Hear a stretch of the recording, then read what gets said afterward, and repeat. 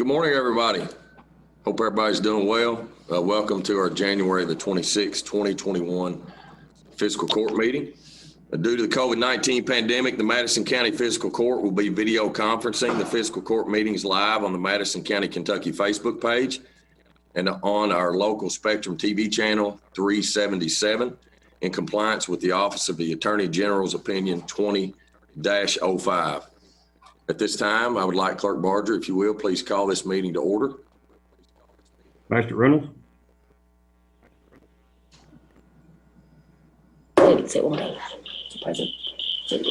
Present. Master Barger.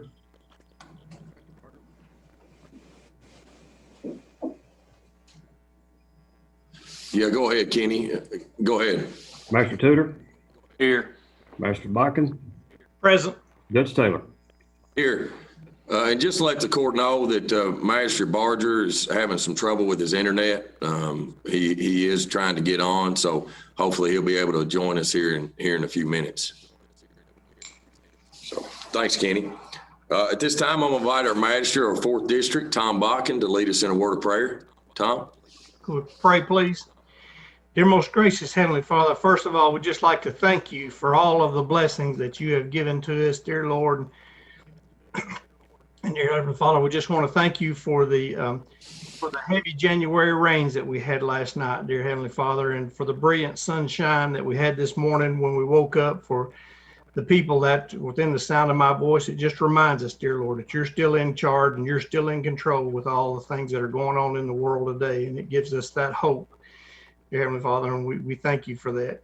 Dear Heavenly Father, today I just ask that you would just be with each of the members of the Fiscal Court, Lord, and that you would just give us the wisdom, dear Heavenly Father, to make the decisions that would move our county forward, and that your will would be done. Dear Heavenly Father, I also just asked and let us not forget that we're able to gather today and assemble because that there's a soldier, sailor, airman, and marine in every country on the face of this earth, dear Lord. And I just ask that you just be with those and just keep them safe and out of harm's way. And dear Heavenly Father, just thank you for sending your Son that we might all have the opportunity to spend eternity in heaven. These things we ask and pray in Jesus' name. Amen. Amen. Thank you, Tom. At this time, I'm going to invite the Sheriff to lead us in the pledge. Sheriff? If you would please stand, face the flag. I pledge allegiance to the flag of the United States of America and to the republic for which it stands, one nation, under God, indivisible, with liberty and justice for all. It just seemed like it means a little more today than it ever has. Absolutely. Thank you, Sheriff.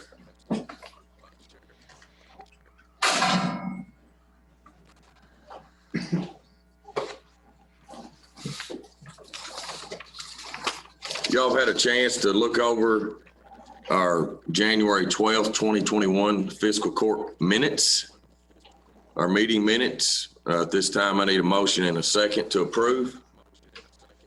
Tom Bakken? Judge, motion to approve the minutes. Thank you, Tom. John? I'll second that motion, Judge. Is there any discussion? Thanks, John.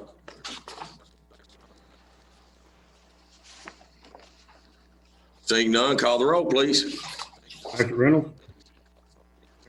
Yes. Master Tudor. Yes. Mr. Bakken. Yes. Judge Taylor. Yes.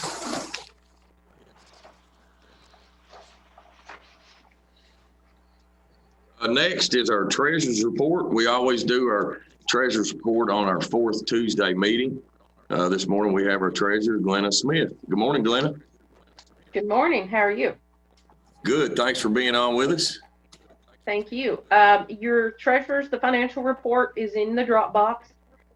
As of December 31st, 2020, our total fund balance is $10,117,060.19. Our general fund revenues at this point are at 56%. Our expenditures are at 27.2%. Our road fund revenues are at 54.3%. Our expenditures are at 50%. Our jail fund revenues are at 44.4%, and our expenditures are at 35.4%. Our LGEA fund, our revenues are at 58.9%, and our expenditures are at 10.2%. CSEP fund, our revenues are at 4.7% and our expenditures are at 4.1%. Our 911 fund, our revenues are at 37.4% and our expenditures are at 31.6%. And our health fund, our revenues are at 25.8% and our expenditures are at 25.4%. Our 911 fund is a little bit lower only because the entities have not paid their second quarter, and that should be coming in any day. The second quarter operational fees, that would bring it up closer to 50%. Does Thank anybody you, have Glenna. Glenna, did you say on the health account that the expenditures were at 25.4? Yes. Okay, thank you. Thank you for your report. Magistrates, do we have any questions, comments? John Tudor. Glenna, on that health report there, the expenditures and revenue is about equal. So when we get about bill in, we just pay it out immediately from the health account then. Is that Yes, correct? we had a surplus. Our claims are running higher right now. We've had probably the last 6 to 8 months, we've had a lot of claims. But before that, we had a buildup of surplus. So this is what's come in, not what we have in surplus. So we still have some surplus in there. And hopefully our claims will get better and we'll be able to build that surplus back up. None of these claims are for COVID related, are they? No. Okay. That should be coming out of the special fund that we get from the federal government, right? If we have any. We haven't had any major COVID. These are major claims from other Okay. things. Thanks, Glenna. You're welcome. Tom, did you have something? John asked my question. Okay. All right. Anything else? All right, seeing none. Thanks, Glenna. Thank you. Our first order of business today is Resolution 2021-08. It's the fiscal year 2020 Assistance to Firefighters Grant application. And I believe we have Tom Webb on with us today. Good morning, Tom. Good morning. If you want, Tom, if you will read the resolution. Be happy to, sir. Resolution 2021-08, a resolution for application and administration of Department of Homeland Security, Federal Emergency Management Agency, Grant Programs Directorate, Federal Fiscal Year 2020 Assistance to Firefighters Grant, AFG funds. Whereas the Federal Fiscal Year 2020 Assistance to Firefighters Grant Notice of Funding Opportunity allows eligible communities to apply for AFG funds to be used for 1, operations and safety, 2, vehicle acquisition, and 3, regional projects.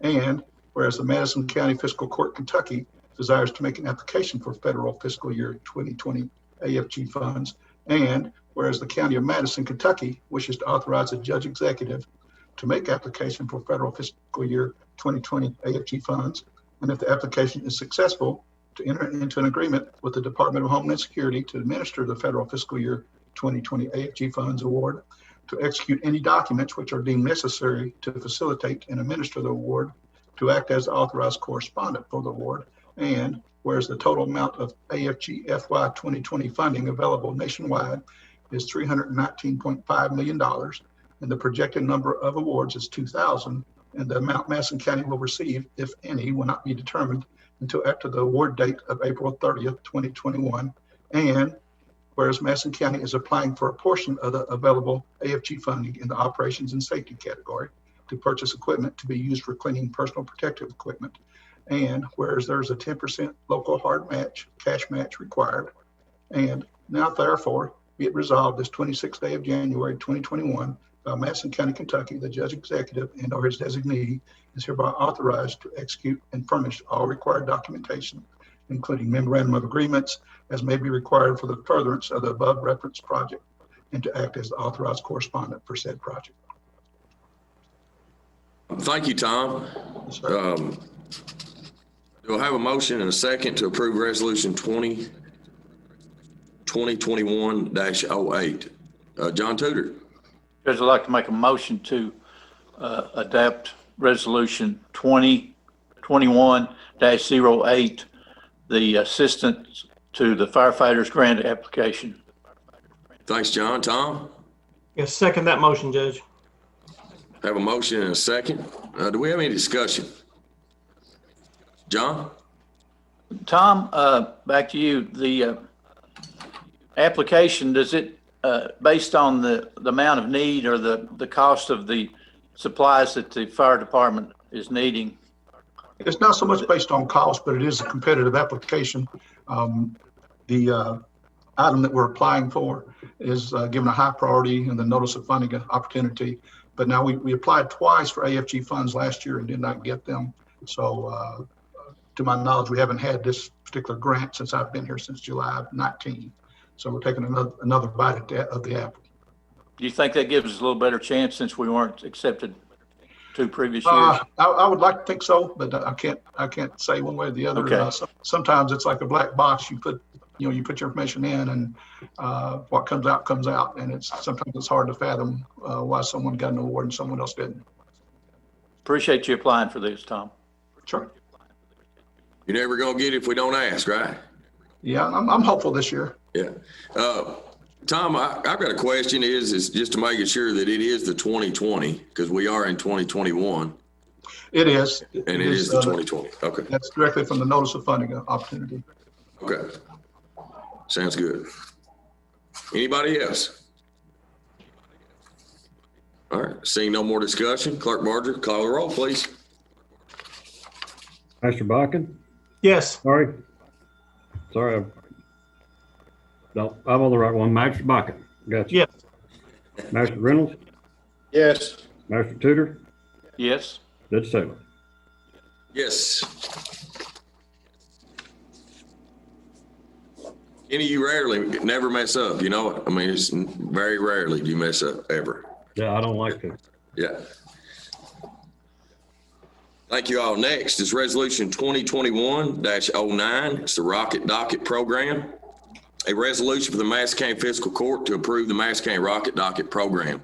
Whereas the Madison County Fiscal Court is seeking all options when addressing the jail overcrowding crisis. And whereas the Rocket Docket programs have been successful in moving inmates through the system expeditiously. And whereas Madison County Attorney Jenny Heyman is requesting $50,000 to continue providing Rocket Docket programming in Madison County. Now, therefore, be it resolved that the Fiscal Court does hereby approve this resolution and authorizes the Judge Executive to execute same on behalf of the county. At this time, do I have a motion and a second to approve Resolution 2021-09 Rocket Docket Program funding? Tom? Judge, I'd like to make a motion to approve Resolution 2021-09 for the Rocket Docket Program. Thank you, Tom. John? Second that motion, Judge. I have a motion and a second. Do we have any discussion? John Tudor? Jenny, is that the same amount that you received last year for that program? Yes, it's actually the same amount we received the last 2 years. Okay. You may not have the numbers today, but sometime I'd like you to report on how many actually going through the Rocket Docket. Well, I would never come to court not prepared. I actually have all the numbers for you today. You want to share a little bit with us today? I can do so. Thank you. So as the court knows, we've been blessed to do the Rocket Docket for the last 2 years with your all's good graces. And so the total number of cases is a little bit lower than what I would like. But of course, as with everything in 2020, we have to make some accommodations for what we've been going through.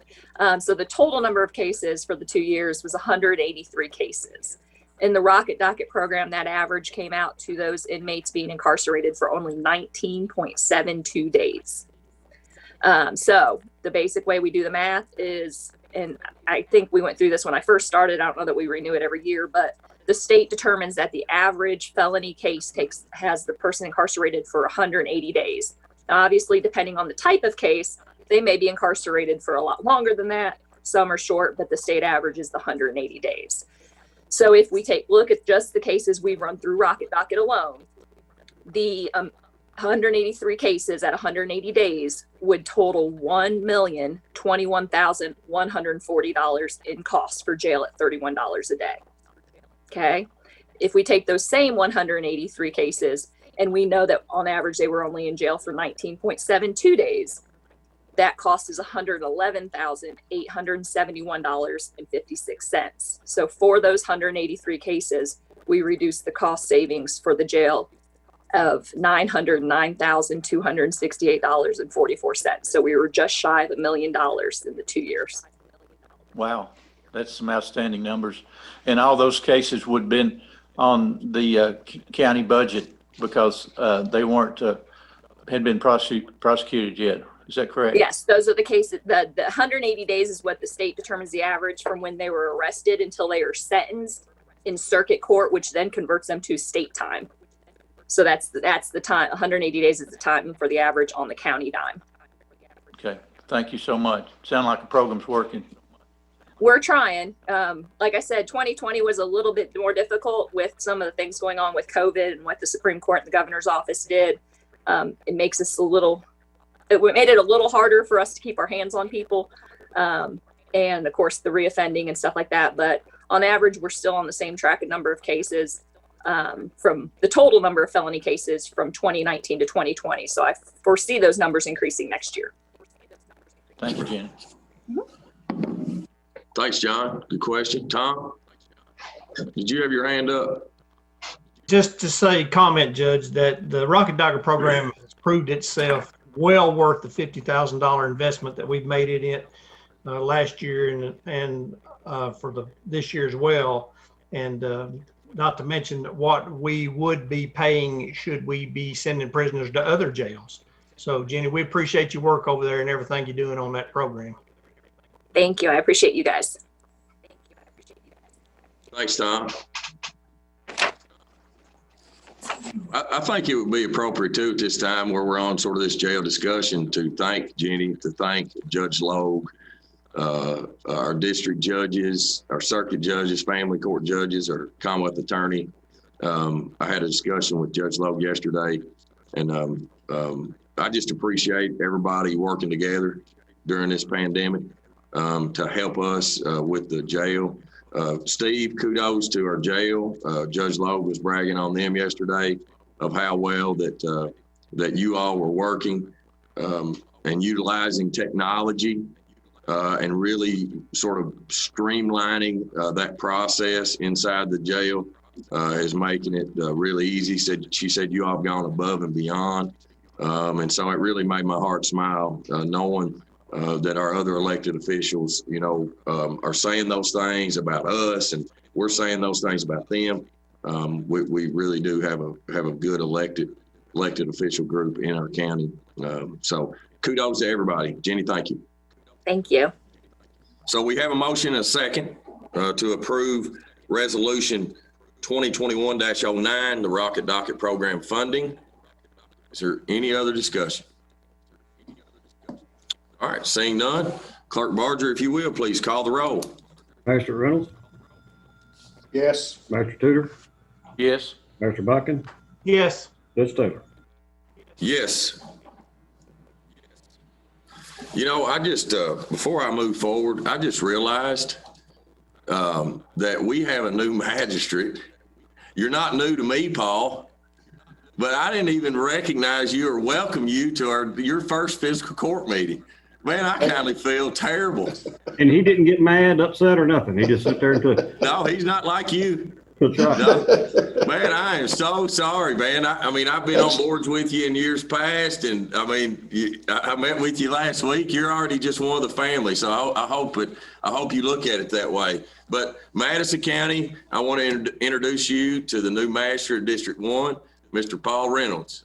Welcome to our fiscal court meeting.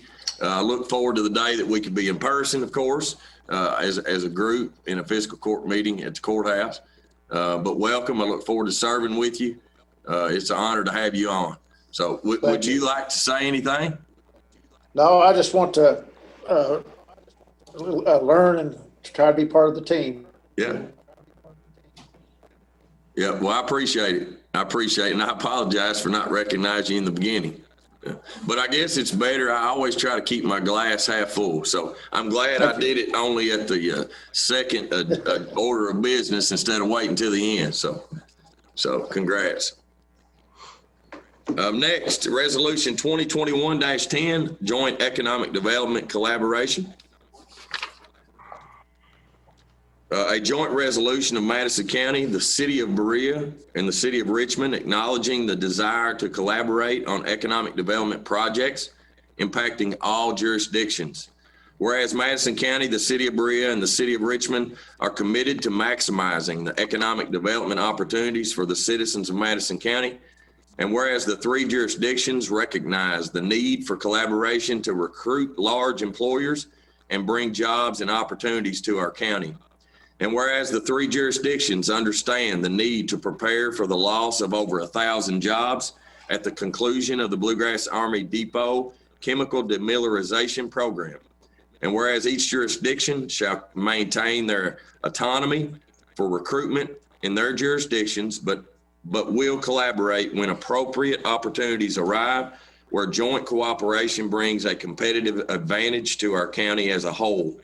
Now, therefore, be it resolved this 26th day of January 2021 by Madison County, Kentucky, the judge executive and/or his designee is hereby authorized to represent the county in joint economic development ventures.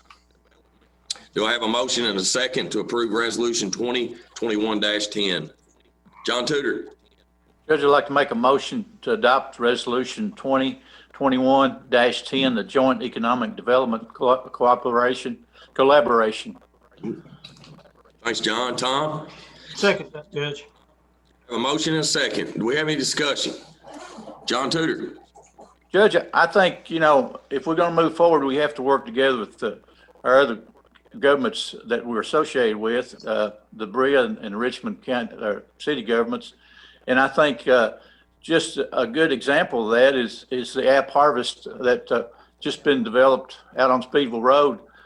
That was a project that was for the county, actually basically improved the county's economic development. And then they also built one over in Berea next to Fairstown Middle School, and that was in the city of Berea. So that shows that we can work together.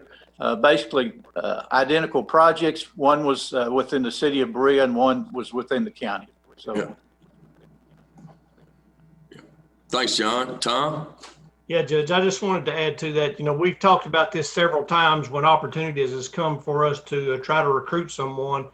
And I've said this over and over and again, that ultimately it doesn't matter where an app harvest goes or where a Toyota goes or where some other manufacturer comes into Madison County, because we all benefit from that. We all benefit from the housing. We all benefit from the satellite jobs that also come with that. We also benefit from the impacts down to our grocery stores and our movie theaters and our restaurants. So we're just glad to see that we can all work together for the good of the county as a whole for all of us. Yeah, agreed.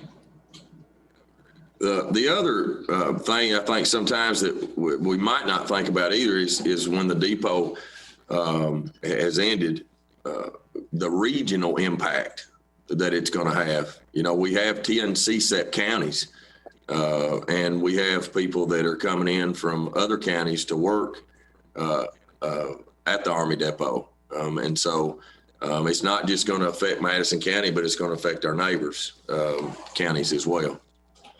So I think it's a must, and we're getting closer to post CSEP. The impact that it's going to have on the governments, the loss in revenues, all the infrastructure that we have to come up with that funding for to maintain and to be able to provide those wonderful services that we have right now through the CSEP program, through those federal dollars that we're thankful for. So I'm very glad that we've been working with the two cities to coordinate and to cooperate together to really sort of be proactive and set a direction for our county. So I'm excited as well. John Tudor, did you have something else to add? I did, Judge.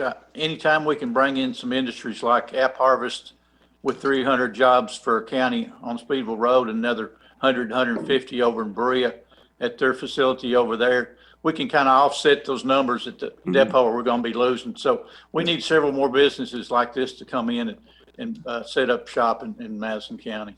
Yep. All right, great discussion. Anything else? We do have a motion and a second for resolution 2021-10. If no more discussion, Clerk Barger, call the roll, please. Master Tudor, Yes. Master Buchan, Yes. Master Reynolds, Yes. Ms. Taylor. Yes.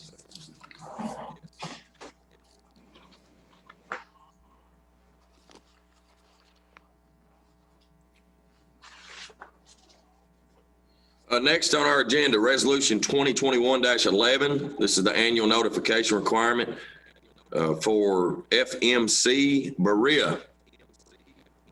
And I said FMC, Dustin, because I'm not exactly sure how to pronounce the F.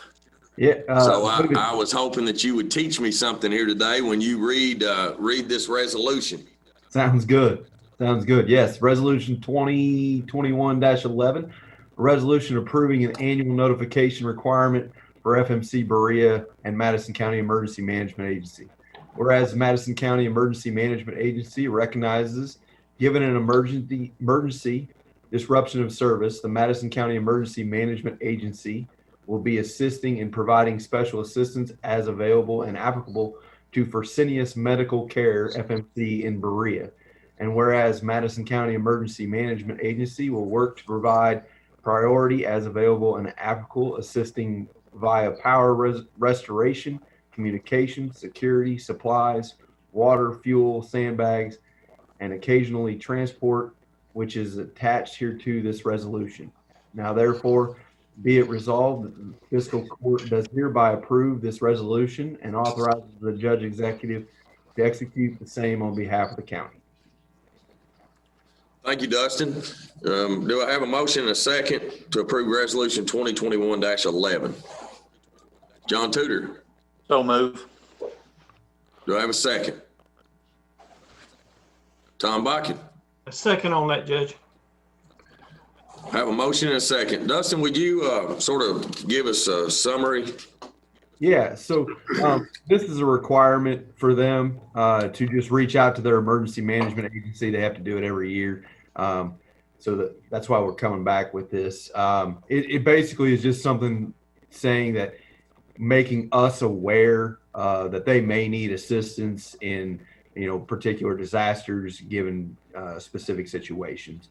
And that's where it touches on, power restoration, communications, and it touches on all those things. And again, as we've said in the past, it is based on availability and the ability to apply those things. If that's not something we can take care of at that moment, if there's other priorities, they understand that. Okay. Thank you. Any questions? Tom? I'd just like to make a comment, Judge. It's really a good thing that we are able to help the facility out over there, given their service that they supply to the community there with their dialysis service. And I'm glad that when we have the opportunity, and so far I don't think we have had to go over to that facility, have we, Dustin? We have not, Magistrate Good Buchan. that opportunity arise, though. I'm glad that we are able to be a good partner with them if we can and help them out.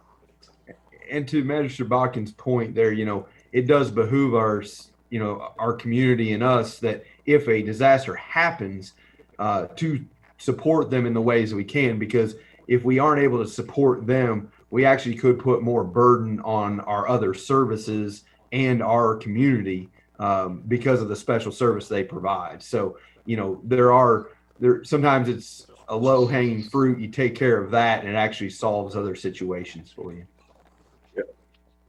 Good. Thank you all. Anything else? Anyone else? All right, we have a motion and a second. Clerk Barger, please call the roll. Master Tudor, Yes. Master Buchan, Yes. Master Reynolds, Yes. Judge Taylor. Yes. Next, Resolution 2021-12. This is really a repeat of what we just did, but this is for enrichment. So, Dustin, if you will. You bet. Resolution 2021-12, a resolution approving an annual notification requirement for FMC Richmond and the Madison County Emergency Management Agency.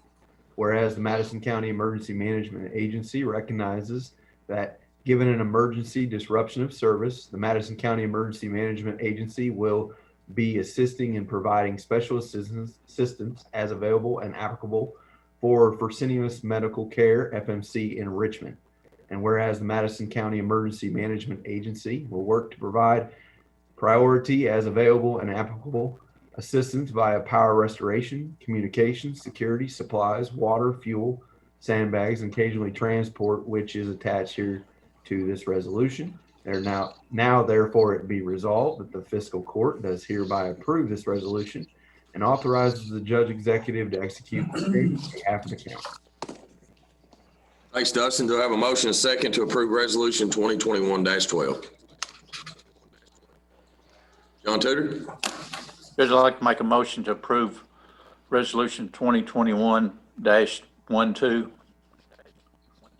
Thank you, John. Tom Bakken? Second that, Judge. All right, I have a motion and a second.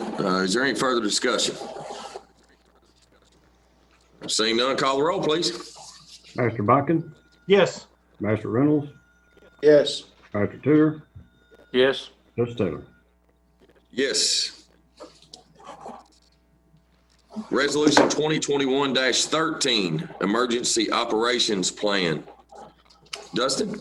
Yes, sir. Resolution 2021-13, a resolution approving the Madison County Emergency Operations Plan. Whereas KRS 39B.0101, KRS 39B.0303, KRS 39C.0503, and applicable Kentucky administrative regulations requires the development and maintenance of a local emergency operations plan, which sets forth the local government organizational structure, policies, procedures, and guidelines for the management and coordination of all disasters and emergency response in Madison County and its cities. And whereas KRS 39B.0303, KRS 39B.0602, KRS 39C.0503, applicable Kentucky administrative regulations and planning guidance issued by the Kentucky Division of Emergency Management require the local emergency operations plan be officially approved and adopted by signed executive order of the county judge executive. And whereas the director of the Madison County Office of Emergency Management has submitted the Madison County Emergency Operations Plan to the county judge executive for official approval and adoption in accordance with the aforementioned laws, administrative regulations, and planning guidance.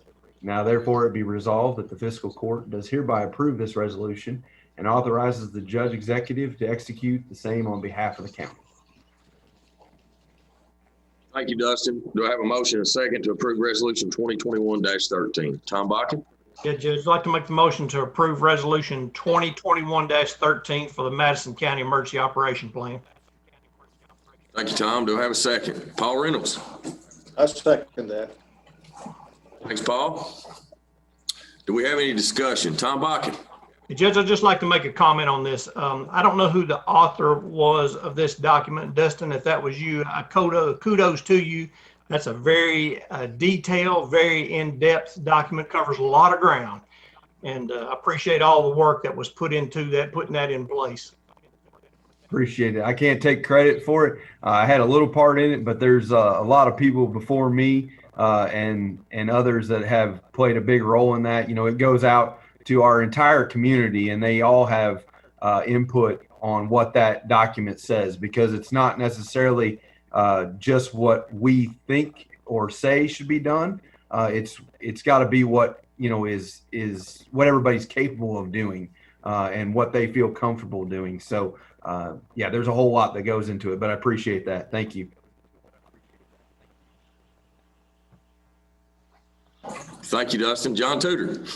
Dustin, I'd just like to say, I hope we never have to implement the entire operational plan, but it's good to know that we have a plan in place in case a major disaster does happen. Thank you so much. You bet. Absolutely. I hope this office doesn't have to do a lot of things. That way we just have a lot of plans in place and sitting on the shelf waiting, but we got to have them in case. Thank you, Dustin. Hey, Judge, I'd just like to add to that, just so that the community is aware, that document's got 200 pages in it. I mean, there's a lot of information in that. So it took a lot of work to put that together. All right. Anything else? All right. We do have a motion and a second to approve resolution 2021-13. No more discussion. Call the roll. Clerk Barger. Commissioner Reynolds.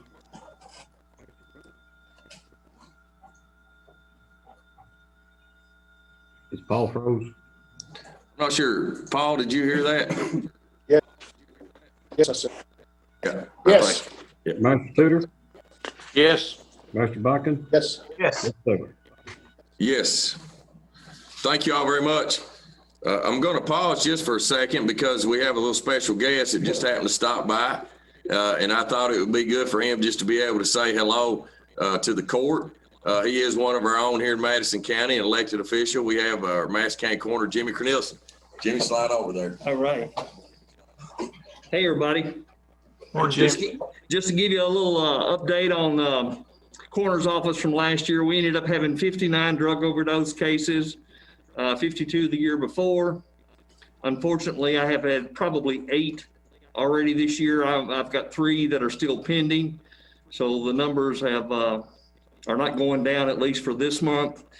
COVID patients, a minimal number. My department is getting their second shots today. As a matter of fact, they've made that available to us. So other than that, everything's running pretty smooth. Any questions that I can answer for anybody? That's Okay. unfortunate, Jimmy, but to say business is good in your department's not a good thing.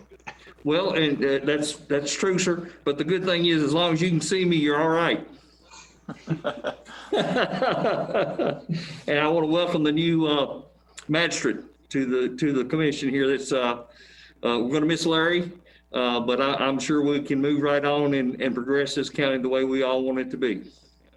Hey, Jimmy, can you explain a little bit how the COVID-19's affected the drug overdose? Well, I'll make a statement, and it's very controversial, John, but I'm used to that.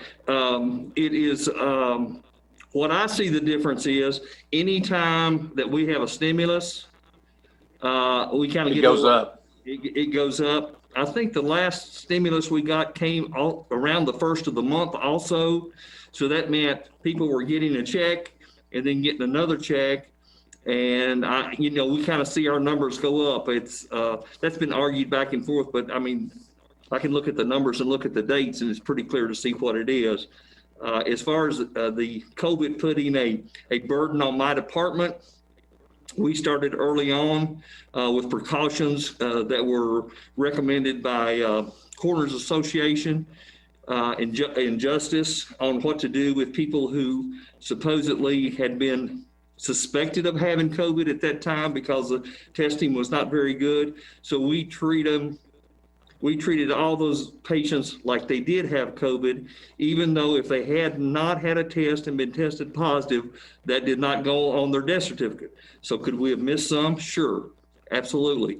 But you just go with what you've got. So I think the department last year, 249 cases total. And that's up from 227 the year before, I believe it was the number. County's growing.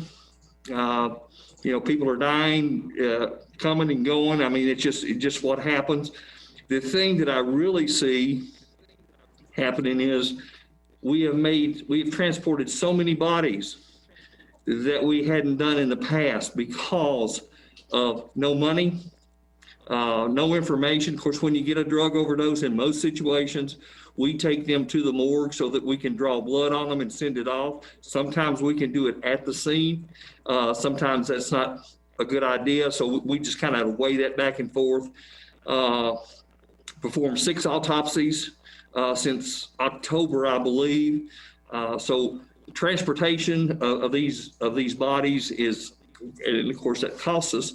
But I had, I think, 9 bodies in the morgue in the cooler just before Christmas.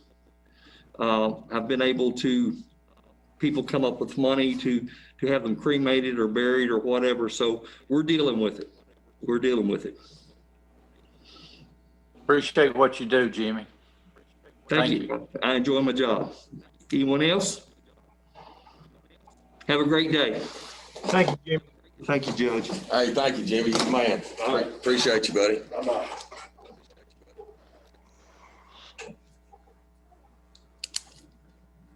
All right, sorry for that, but it was a good opportunity. Jimmy just happened to come by, and it was a good opportunity just to get a quick update. So I appreciate his willingness to do that. Next, Resolution 2021-14. This is the EMA CSEP Jurisdictional Emergency Disaster Declarations Agreement. Dustin, Yes. you're in the hot seat today. Yes, I also appreciate Jimmy stepping in, giving me a little break there. Resolution 2021-14, resolution approving a declaration of signature for an emergency declarations in the event of a chemical release from the Bluegrass Chemical Activity or Bluegrass Chemical Agent Destruction Pilot Plant. Whereas the Bluegrass Army Depot and its tenant, the Bluegrass Chemical Activity, store nerve and blister agents, whereas the Bluegrass Chemical Alternative Pilot Plant has begun the destruction of nerve and blister agents housed at the Bluegrass Chemical Activity. And whereas the Madison County Emergency Management Agency is responsible for coordinating the response to a possible release of nerve and blister agents into the community. And whereas during the response to a release of nerve or blister agent into the community, assistance from other communities outside of Madison County, the Commonwealth of Kentucky, and the Federal Emergency Management Agency may be required. And whereas to obtain assistance requires the signature of the highest elected official on a declaration for each jurisdiction within Madison County to then be sent to the Commonwealth of Kentucky's Division of Emergency Management. And whereas this agreement is set forth between Madison County, Kentucky, the city of Richmond, and the city of Berea, Kentucky, hereto referred to as parties. And whereas this agreement is for the purpose of allowing the director or deputy director of a Madison County Emergency Management Agency to sign in the place of parties' highest elected official. And whereas all parties agree that the director or deputy director's signature will be binding for the first 48 hours, at which point the signature of the party's highest elected officials shall be obtained on the declaration and sent to the Commonwealth of Kentucky's Division of Emergency Management.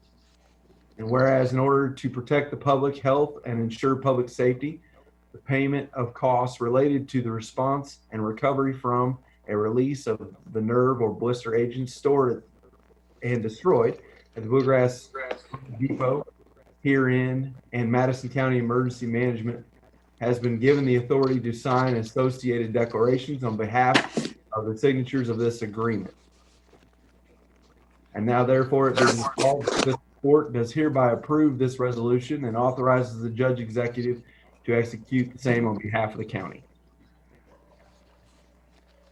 Thank you, Dustin. Do I have a motion and a second to approve Resolution 2021-14? John Tudor. Judge, I'd like to make a motion to approve Resolution 2021-14. All right.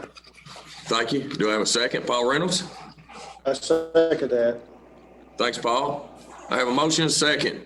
Is there any discussion? Do y'all understand what this is referring to? Tom? So is this a renewal, Judge, or is this the first time we've done this? I'm not sure. It seems like we've done this in the past, Dustin, but I'm not sure. This is the first time, sir. This is? Okay. Yep.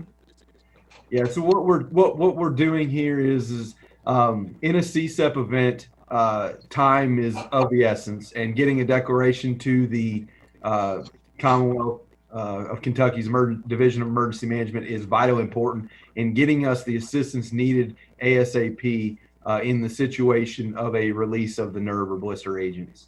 So as the judge executives and the mayors can be sometimes indisposed or on vacation, things of that nature, we sat down with all the parties and asked, could we work out an agreement to come together and allow the signature to be from the director or the deputy director of emergency management for that first 48 hours. And sometime within that first 48 hours, we would then work to obtain the actual signature from the highest elected official from the three entities or the jurisdictions. And it's up to 48 hours, correct? Yes, sir. Yeah, if we can get that signature in the first two, we're not waiting 48. We'll get it in the first two if that's possible. Absolutely.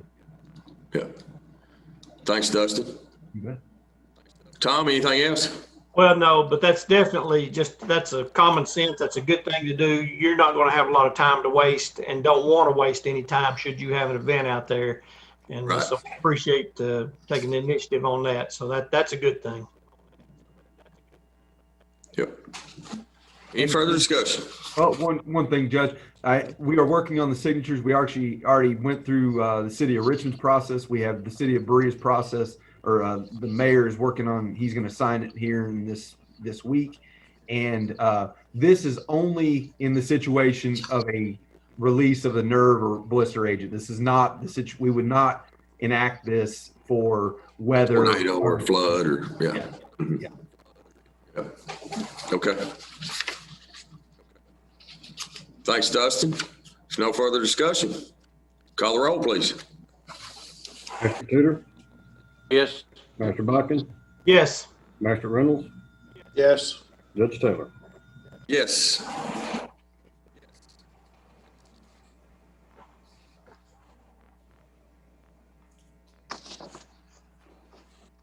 Thank you all.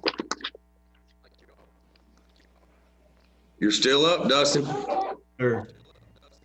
Next, Resolution 2021-15. This is the Emergency Operations Center Elevator Contract Award. Yes. Resolution 2021-15, resolution for the Madison County Fiscal Court to approve award to DC Elevator. Whereas the Madison County CSEP program building is required to have an elevator for access, and whereas the Madison County CSEP program building's current elevator does not meet inspection requirements and is in need of major upgrades or replacement. And whereas the Madison County CSEP program has placed this project out to bid twice and received no bids. And whereas the Madison County CSEP program moved forward with quotes for elevator replacement project and received two quotes, one from DC Elevator and one from ThyssenKrupp. DC Elevator provided a quote for complete replacement for the elevator and components, while ThyssenKrupp proposed upgrades. And whereas the Madison County team and our consultant Mission Critical partners believe it is in the best interest of the county to move forward with a replacement and recommend moving forward with awarding the project to DC Elevator. Now, therefore, it be resolved that the fiscal court does hereby approve this resolution and authorizes the judge executive to execute the same on behalf of the county. Thanks, Dustin. Do I have a motion and a second to approve Resolution 2021-15? Tom Bucking. Motion to approve Resolution 2021-15, Judge, for the elevator, DC Elevator. Thank you. Do I have a second? John Tudor. Second that motion, Judge. I have a motion and a second. Is there any discussion? Yes, Judge. If I could just explain Sure. A little bit more to it. We are recommending to go with DC Elevator as we think it is in best interest to actually replace the entire thing. We don't think an upgrade. We think if we go with an upgrade, we're going to see challenges in years to come, and we'd rather avoid that. The price that we are wanting to go with is $134,600, as we do recommend going with the 9-inch deeper 2,500 pound larger cab. Apparently the the shaft for this elevator is already big enough for this size car. They apparently obtained this car as we worked with DC. They had some background knowledge of our elevator. This elevator was the car was actually bought by the county for another project. This has been many years ago, way before Judge Taylor's time in fiscal court and before my time here at emergency management. But it was purchased for another project, and then that project didn't come to fruition, so they utilized it here. So our elevator shaft is actually bigger than the car it's built for or using. So that's why we can go to a bigger car without major adjustments to the shaft. So, and then, you know, this is a turnkey. Going with DC elevator, it's completely turnkey, where the others, we would have to reach out to other entities to make sure all the other components that integrate with the elevator are compatible and up to snuff. Thank you, Doug. So the elevator you have now is a DC elevator? Is that what you're saying? Yeah. I believe it was put in by DC many years ago. Yeah. Okay. Thank you. Tom? Hey, Judge, just for so everybody will know, you know, there's quite a bit of difference in the cost of those two proposals. But and I talked to Dustin yesterday just to make sure that we were comparing apples to apples. When you look at those two and their two proposals, there was several pages of additions that would have been the responsibility of the county to had to do before that to ensure that the other company could put the elevator in. So in my opinion, the DC elevator is a way better, as he said, turnkey operation, that there's things that won't have to be done by the county on it. Yeah. Great. Any other discussion? All right, seeing none, call the roll, please. Master Tudor, Yes. Master Buchan, Yes. Master Reynolds, Yes. Judge Taylor. Yes. Look, our magistrate of our second district has made it on. Good say a round of applause for Roger Barger. I finally got on. Can you hear me? Yeah, we got you, buddy. Okay. Yeah. All right. It's good to The rest see of the you. motions are up to you. The motion's up to me. I don't even know what we're voting on. Hey, Kenny's gonna be upset with you because now you've messed up his roll call. Oh, yeah. I'll pass on this one and vote on the next one. Well, you're gonna hear, we just voted on it, so we're good. We're good. The next one is Resolution 2021-16. This is the CSEP Outdoor Siren System Bid Award. I believe this is your last one, Dustin. Yes, sir. Then you can take you a drink of water. Yeah. Resolution 2021-16, a resolution approving the bid award to ASC Mass Notification Solutions for the CSEP Outdoor Siren System. Whereas the Madison County CSEP program requires multiple systems to be able to alert the public in an emergency. Whereas the Madison County CSEP program has utilized an outdoor siren radio alert system before. And whereas the Madison County CSEP program needs an upgrade to a more cost-effective and reliable system capable of alerting the public for multiple emergencies, which will replace the current outdoor sirens. And whereas the Madison County CSEP program team, along with the CSEP consultant mission critical partners, after negotiations, concluded that awarding the bid to ASC Mass Notification Solutions would be in everyone's best interest for the remainder of the CSEP program and beyond. Now, therefore, it be resolved that the fiscal court does hereby approve this resolution and authorizes the judge executive to execute the same on behalf of the county. Thank you, Dustin. Do I have a motion and a second to approve Resolution 2021-16? Roger. Roger said so moved. Do I have a second? Tom Bakken? Second for resolution 2021-16, Judge. All right, have a motion and a second. Do we have any discussion? Yes, sir. I'd like to provide the court some information.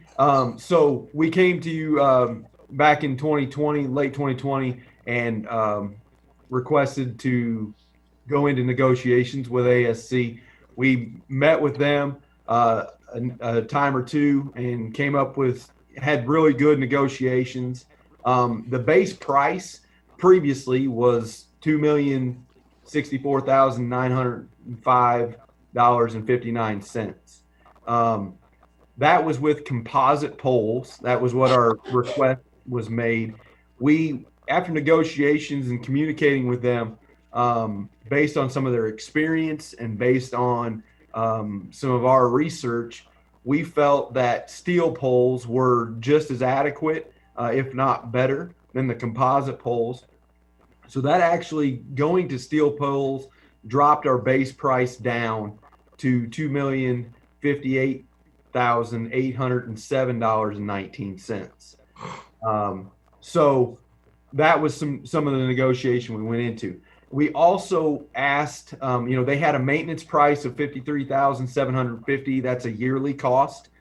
That was a part of the bid. We asked for them to basically provide a bumper to bumper warranty, if you want to call that maintenance, for years 2 and 3. There's already a 1-year warranty for year 2 and 3. That brought the maintenance cost up $8,000 to $61,750. We thought that was something that was needed. It basically covers us for those 3 years with no excuse. And then we also asked for some additional testing. Everybody provided their testing when we initially do the install. There's always testing that has to be done. We wanted some additional testing, and that came out to be an additional $12,300, bringing our total for the project to $2,132,857.19. So that's what we're bid. That's what this motion or this resolution's for. I want you to understand that maintenance after year 3, so for year 4, 5, and 6, will then come down to $53,750,000. So that's just the clarification and the communication I wanted to have with you. Any questions? I think Magistrate Botkin had a question. So. Sure, thanks, Dustin. Go ahead, Tom. Well, he addressed the price, which was one of the things that I just want to make sure the public understood. There's $2.1 million associated with that for those. But I did have a question after you got to talking about it, was the response time. Should one of those speakers have a fault or something like that, is there a response time negotiated in there where they have to come to repair? Yes, sir. So that'll be part of the negotiation with the contract, but they have different levels. So based on what the situation is, they have different levels of response time. Some of those are 24 hours. Some of those are, within a week. But that is all something we will lay out for sure in the contract. John Tudor. Dustin, can you let the public know how many sirens we're talking about here, and if this is an upgrade or this is installing new poles and new sirens or not? So yeah, this is 100% upgrade. We are putting in new poles and new sirens. We currently have 90 sirens. We are reducing that number to 70, but we are not reducing the coverage. We are going to a different type of siren. The sirens now have voices.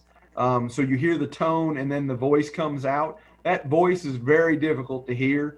And sometimes when you have multiple sirens in an area, they kind of overrun each other and become very hard to hear. So we're going to reduce the number of sirens, go to what we call a tone only, and we're going to work with our funding. And once again, I know the court knows this, but this is all 100% CSEP funded.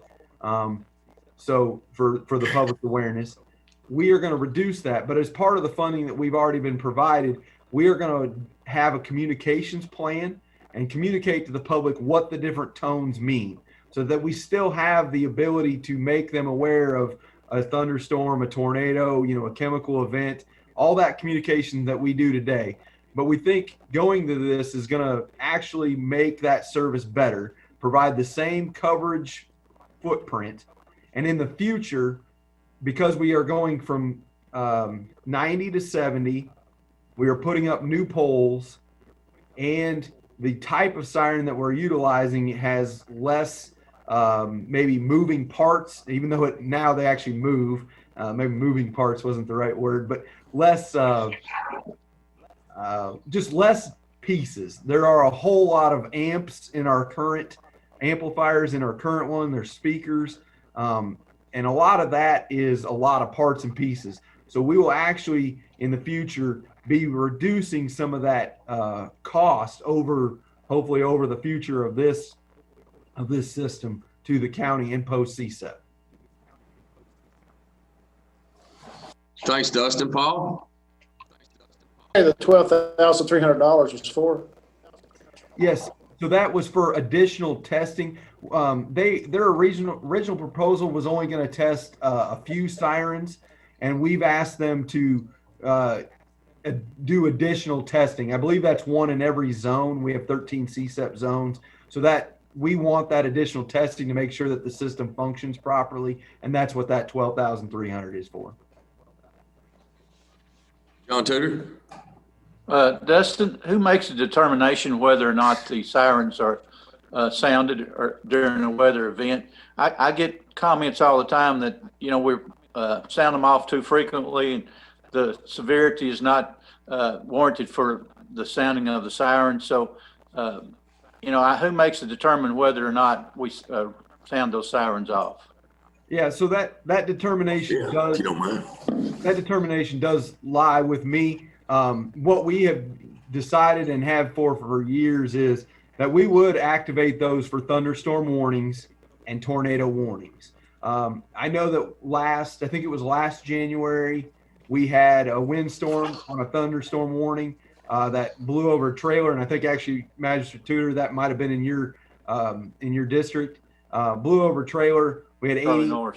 Yeah, we had 80 mile an hour straight line winds. We had I think the one out at the shrine was recorded at about 100 mile an hour. We can have very severe weather without having a tornado, and that's why we've always activated those sirens for a thunderstorm warning, because you can have just as severe weather and as severe an issue with thunderstorms as you do with the tornado. Thunderstorm warnings are issued by the National Weather Service, our National Weather Service office in Louisville, and they have criteria, and I believe it's possibility of wind over 65 miles an hour. And don't quote me on this. I could pull it up and get it for you, but I think it's over 1 inch hail. There's certain criteria that fall into them activating a thunderstorm warning. So we do that. We are working, and to your point, Magistrate Tudor, is, we maybe activate them too much, or people feel that they do. And I understand that concern. We are actually going to try to work with the Weather Service to break our county into some quadrants so that when they activate a thunderstorm warning for a specific quadrant, our hope is then we would only activate the sirens in that quadrant. Now, that is still a work in progress. That's not something that's taking place today. We're still activating countywide, but I'm trying to work with the National Weather Service office in Louisville to reduce the number of times we activate them for specific areas. I've heard the same thing. It's raining really bad and hard here, and we got a thunderstorm here in Richmond, but the sun's shining in Berea. So we want to try to refine that process, and that is a work in progress. If you could localize those sirens, it'd really help, I think. I hate to see people take it for granted that there's nothing in their area, and when there may be in the area next door to them, so. It absolutely, it's a balance, right? We don't want to cry wolf, but, we do want to make everybody aware. So yeah, it is a balance for sure. Thank you, Dustin. Thanks, John. Good question. Tom? Judge, I'm kind of the one that's on the other side of the siren thing. I just soon hear that thing go off every time it's everywhere, because I've got a district that runs from Berea to Richmond all the way down to Poozy at the Kentucky River. I cover a lot of area, and if there's things going on, that helps me to know about that, and it gives people a heads up, say, hey man, there might be something coming our way, because it can change directions in just a heartbeat. one of the things, Dustin, correct me if I'm wrong, that you talked about earlier was the teaching and educating about the tones. If I'm correct about this, my memory serves me correct. A steady tone is a natural disaster, weather, or something of those nature. A wavery tone is a something that's associated with an act of war. Is that correct? So our tone, so yes, our weather tones are a solid just wail. Our tone for the Westminster chimes is our test tone for the county, and then currently we have a high-low. So what you may know is like a European police car sound, that high-low wail. That is the tone for a chemical release, and of course, probably none of us have ever heard that tone because thank goodness we haven't had that situation. Those are the three tones that we use now. We're going to probably implement a few more tones, and we're going to have to see. I hope, and my hope is we can keep the current tones we have in the new system. I believe that's possible, but we're going to have to check that with the new company and do some educating, as we've said, to the public.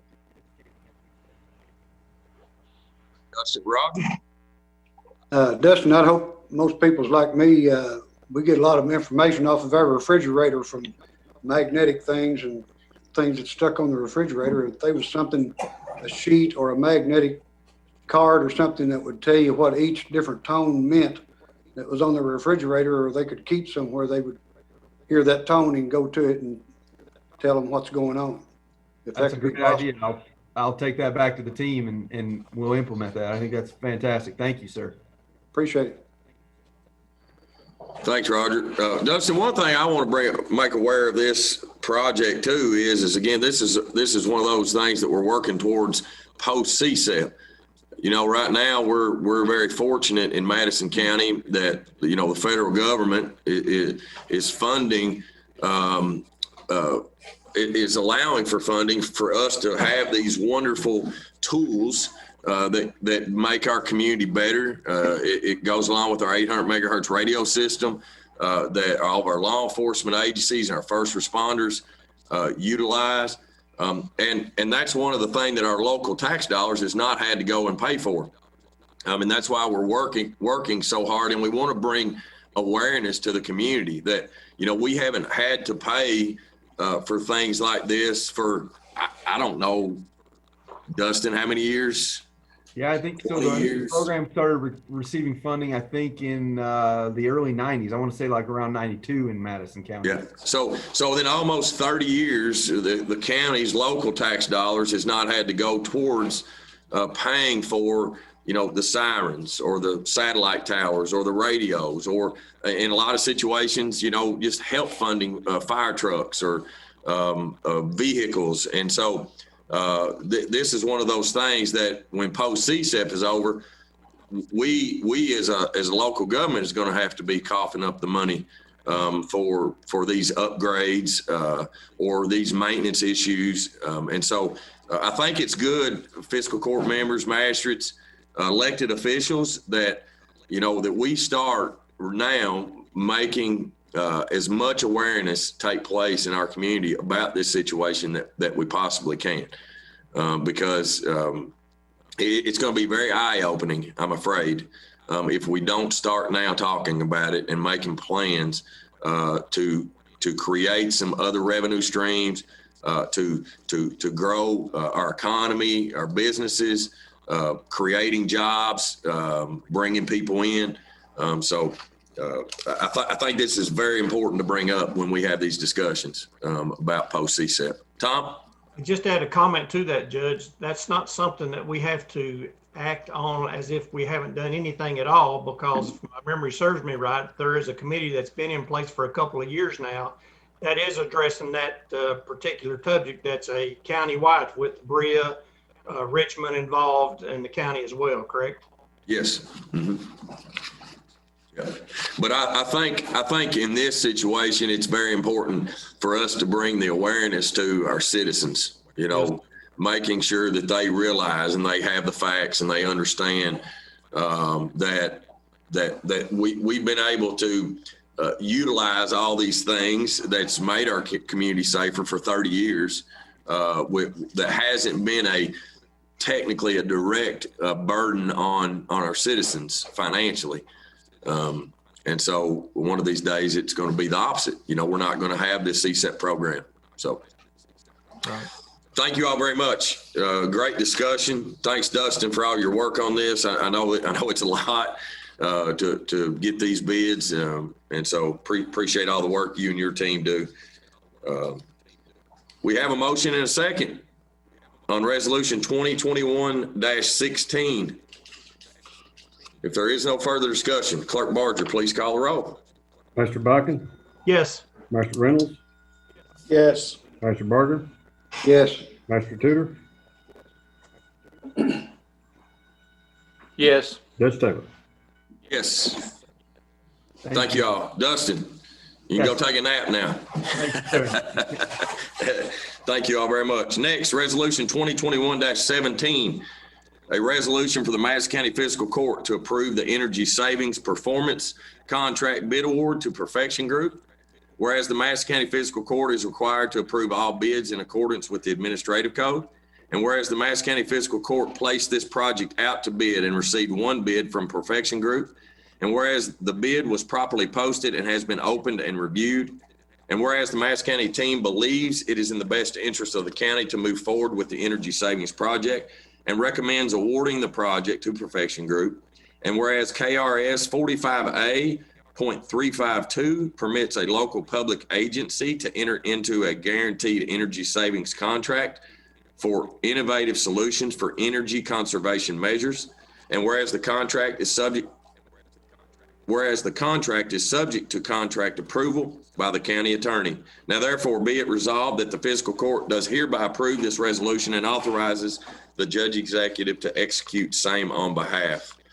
I believe it would be appropriate today we do have Matt Callahan from Perfection Group on here with us. I think he has a PowerPoint. So I think it would probably be appropriate for us to go ahead and do the PowerPoint before we actually get a motion in a second. If that's okay with the court. Matt, are you on? Yeah, I'm on. I am, Judge. Yep. I'm here with Andrew Apro. Welcome. Appreciate y'all being on our court meeting today. Morning, everybody. Do you have the setup? I did send that to Robin, and I think she was going to send it to Chris. Okay. Matt, if you want, our IT director, Chris Israel, is working on that now. Okay. So if you want to go ahead and do an introduction. Yeah, I'll go through a couple of these slides before we get to the meat of the actual project. And I'll give you a little, for those of us that weren't on the team, or you that weren't on the team, Perfection Group is a 7-year-old privately held company. We do 3 major things for our customers, from design build engineering for mechanical HVAC systems and controls for facilities.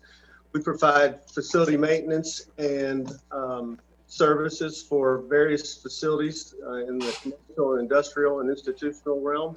And then we also do energy, guaranteed energy projects like what we've provided to you from a engineered solution standpoint. Yeah, that was on slide 2 there, Chris. If you want to go to slide 3 now, that would be great.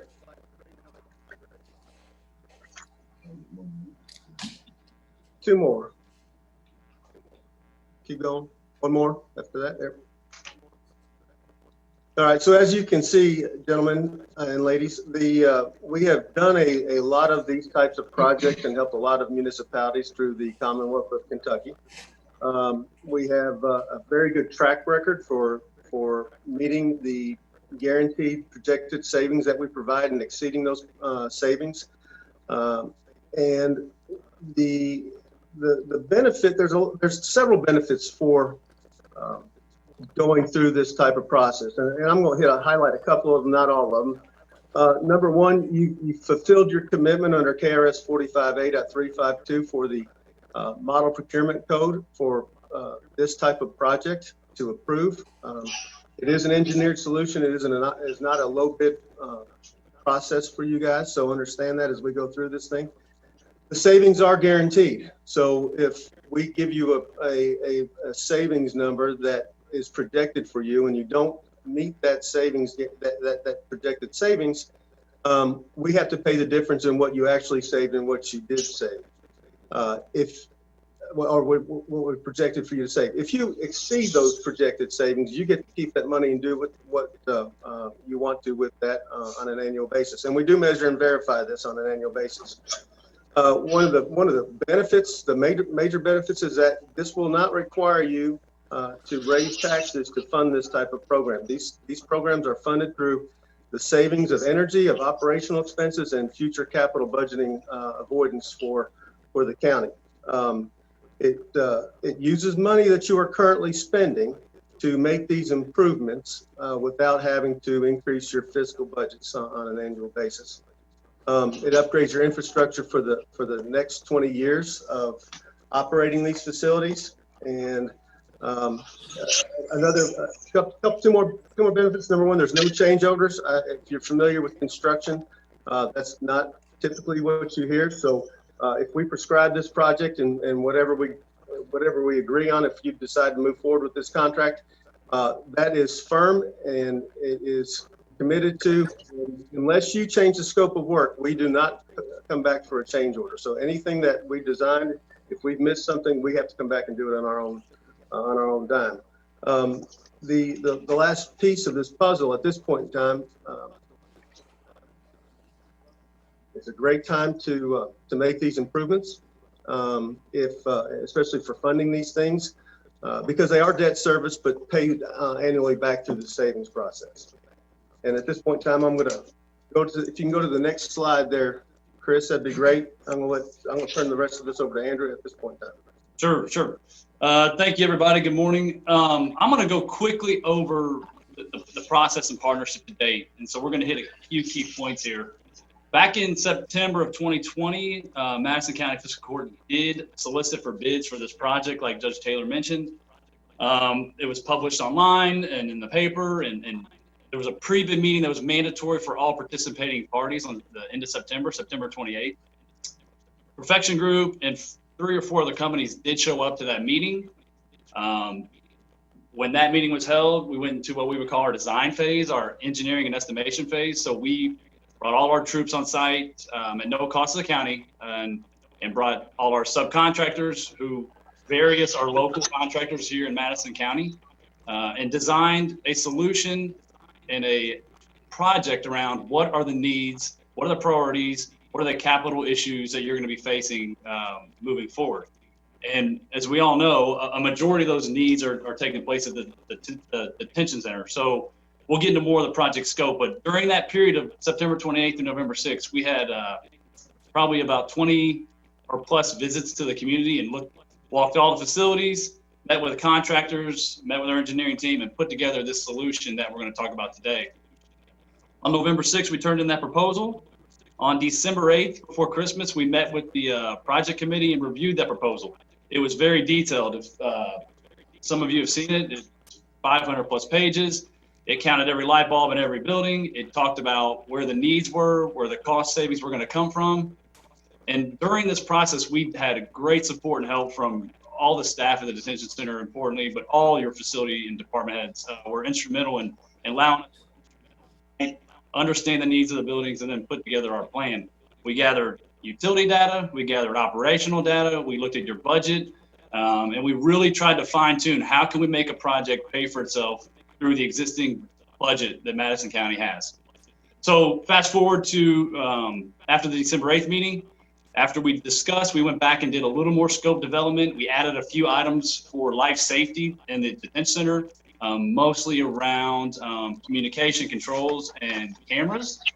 And then just a few weeks ago, January 15th, we met again, and we really defined what the priorities were for the county. And we zeroed in really on 2-3 buildings, the jail, the annex, and the EOC.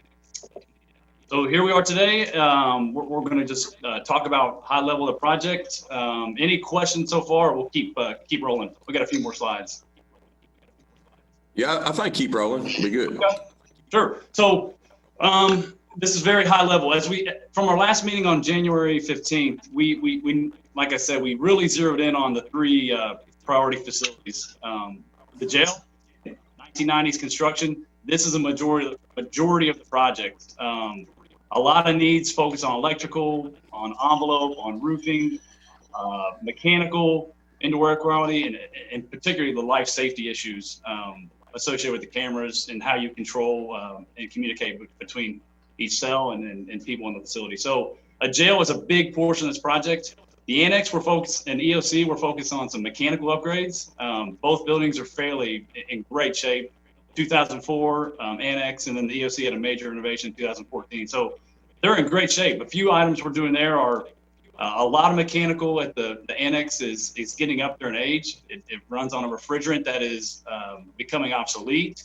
You have numerous heat pumps throughout the facility. You have limited control capability, and it's a great opportunity to address those, generate some savings.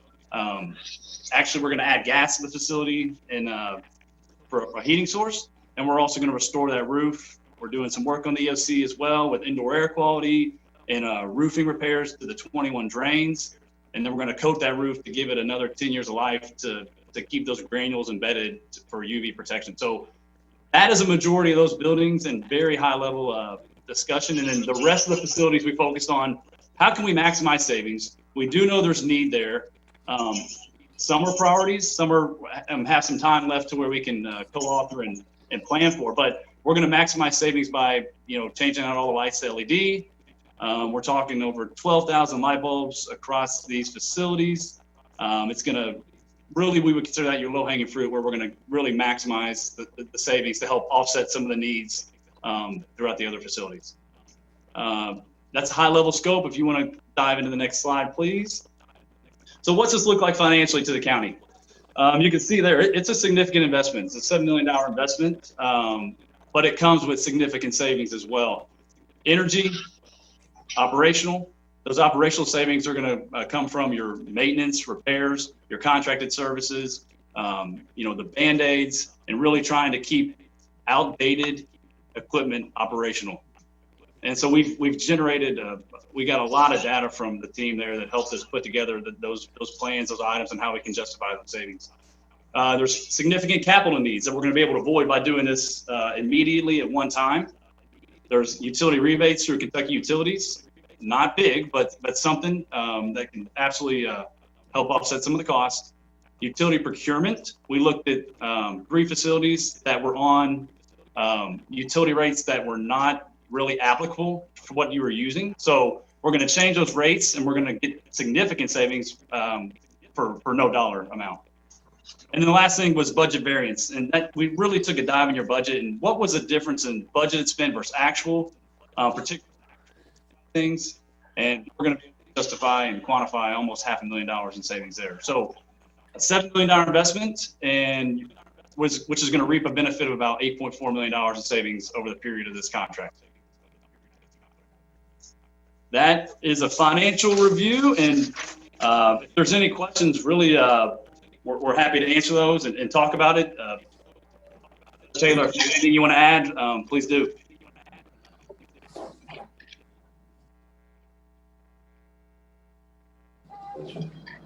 All right, thank you all very much. I appreciate it. Is there any more slides? Do we need the PowerPoint anymore? Nope, we do not.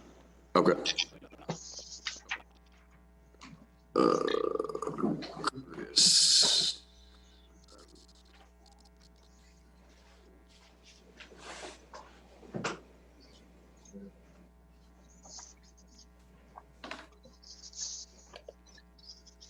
Thank you.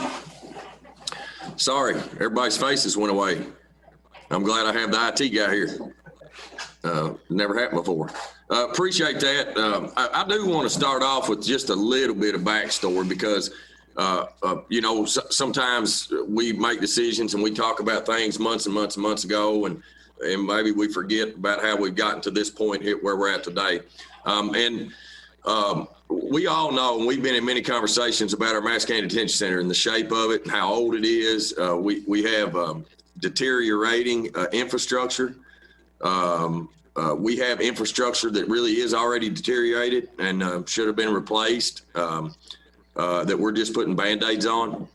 Steve and I have been in many discussions in the past about making those improvements. We've talked about it. We put some money in the budget to make some of those improvements. And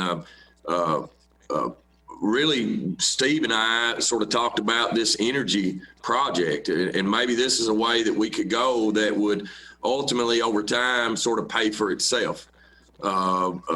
Steve looked into it. He and Tom have worked really hard on this. We decided to put out the RFP, and we also decided to add other buildings to it. You know, why not? Statute allows us to do this. And so this has been in the works for some time. There's been a lot of discussion. Our committee that we really sort of put together to review the bid was Tom Bakken, one of our magistrates, sat on that committee for me. We had many of our department heads that sort of deal with their facilities. Our jail staff, you know, Steve was on it and Don, and we really dove into it, and we really feel like it's going to be a good project. I appreciate Perfection Group being on here today to sort of summarize it for the fiscal court. And since we have had the discussion, or we have had the PowerPoint presentation, I think it would be appropriate now to have a motion to approve Resolution 2021-17. I need a motion and a second, and then we'll have discussion. Tom Bakken? Hey, Tom, take your mute off, please. Sorry about that, Judge. I'd like to make the motion to approve Resolution 2021-17. I have a motion to approve. Do I have a second? John Tudor. Second that, Judge. I have a motion and a second. All right, now's discussion. Steve Tussey. Judge, if I may, I'd just like to bring people a little bit up to speed as you did, history in particular for the detention center. These aren't wish items. These are critical items. Our infrastructure has deteriorated to the point that any one of our mechanical systems, be it electrical, water, roof, HVAC, could actually and will at any day shut our jail down to the point that we would have buses backed up to the jail and have to relocate the entire population. And that is entirely possible on any given day. We put Band-Aids on this. We've been putting Band-Aids on it for a couple of years, actually for several years. And just point of interest, in the last few days of our significant rainfall, we probably have 20 or 30 trash cans and buckets throughout the facility just catching water that's leaking through the roof that is critically needs to be replaced. That, along with other features that we fix and repair almost daily. So this isn't just a wish item. This is a critical need for the detention center. Thanks, Steve. Tom, I believe you had your hand up. I think Paul was wanting to say something, Judge. Oh, Paul, sorry.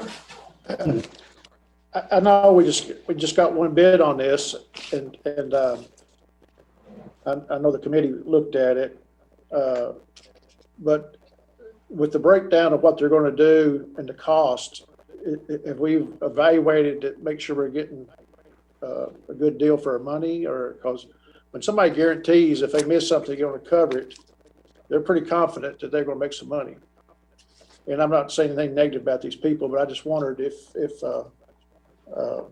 it's just been checked anyway, some of this stuff, it being in line with what they're doing. Here we just get a thing that says repair this, replace this, masonry improvement. But of course, I'm sure your request had all the different things you wanted done, things like that. Yeah. But is there any way that to check any of these to make sure they're competitive in any way? Because we just got one bid. Paul, if I could reply to that, please. We've looked at many different ways of doing a lot of these projects. Don Battles, our administrative deputy at the jail, has solicited and had lots of different local contractors look at our HVAC and roof and plumbing and electrical and all of the different features. And we've had these evaluated and bid separately. And yes, in comparing what we've done in the past couple of years of looking at these systems and replacing them, the bids that are coming in from a Perfection Group is very much in line. Okay.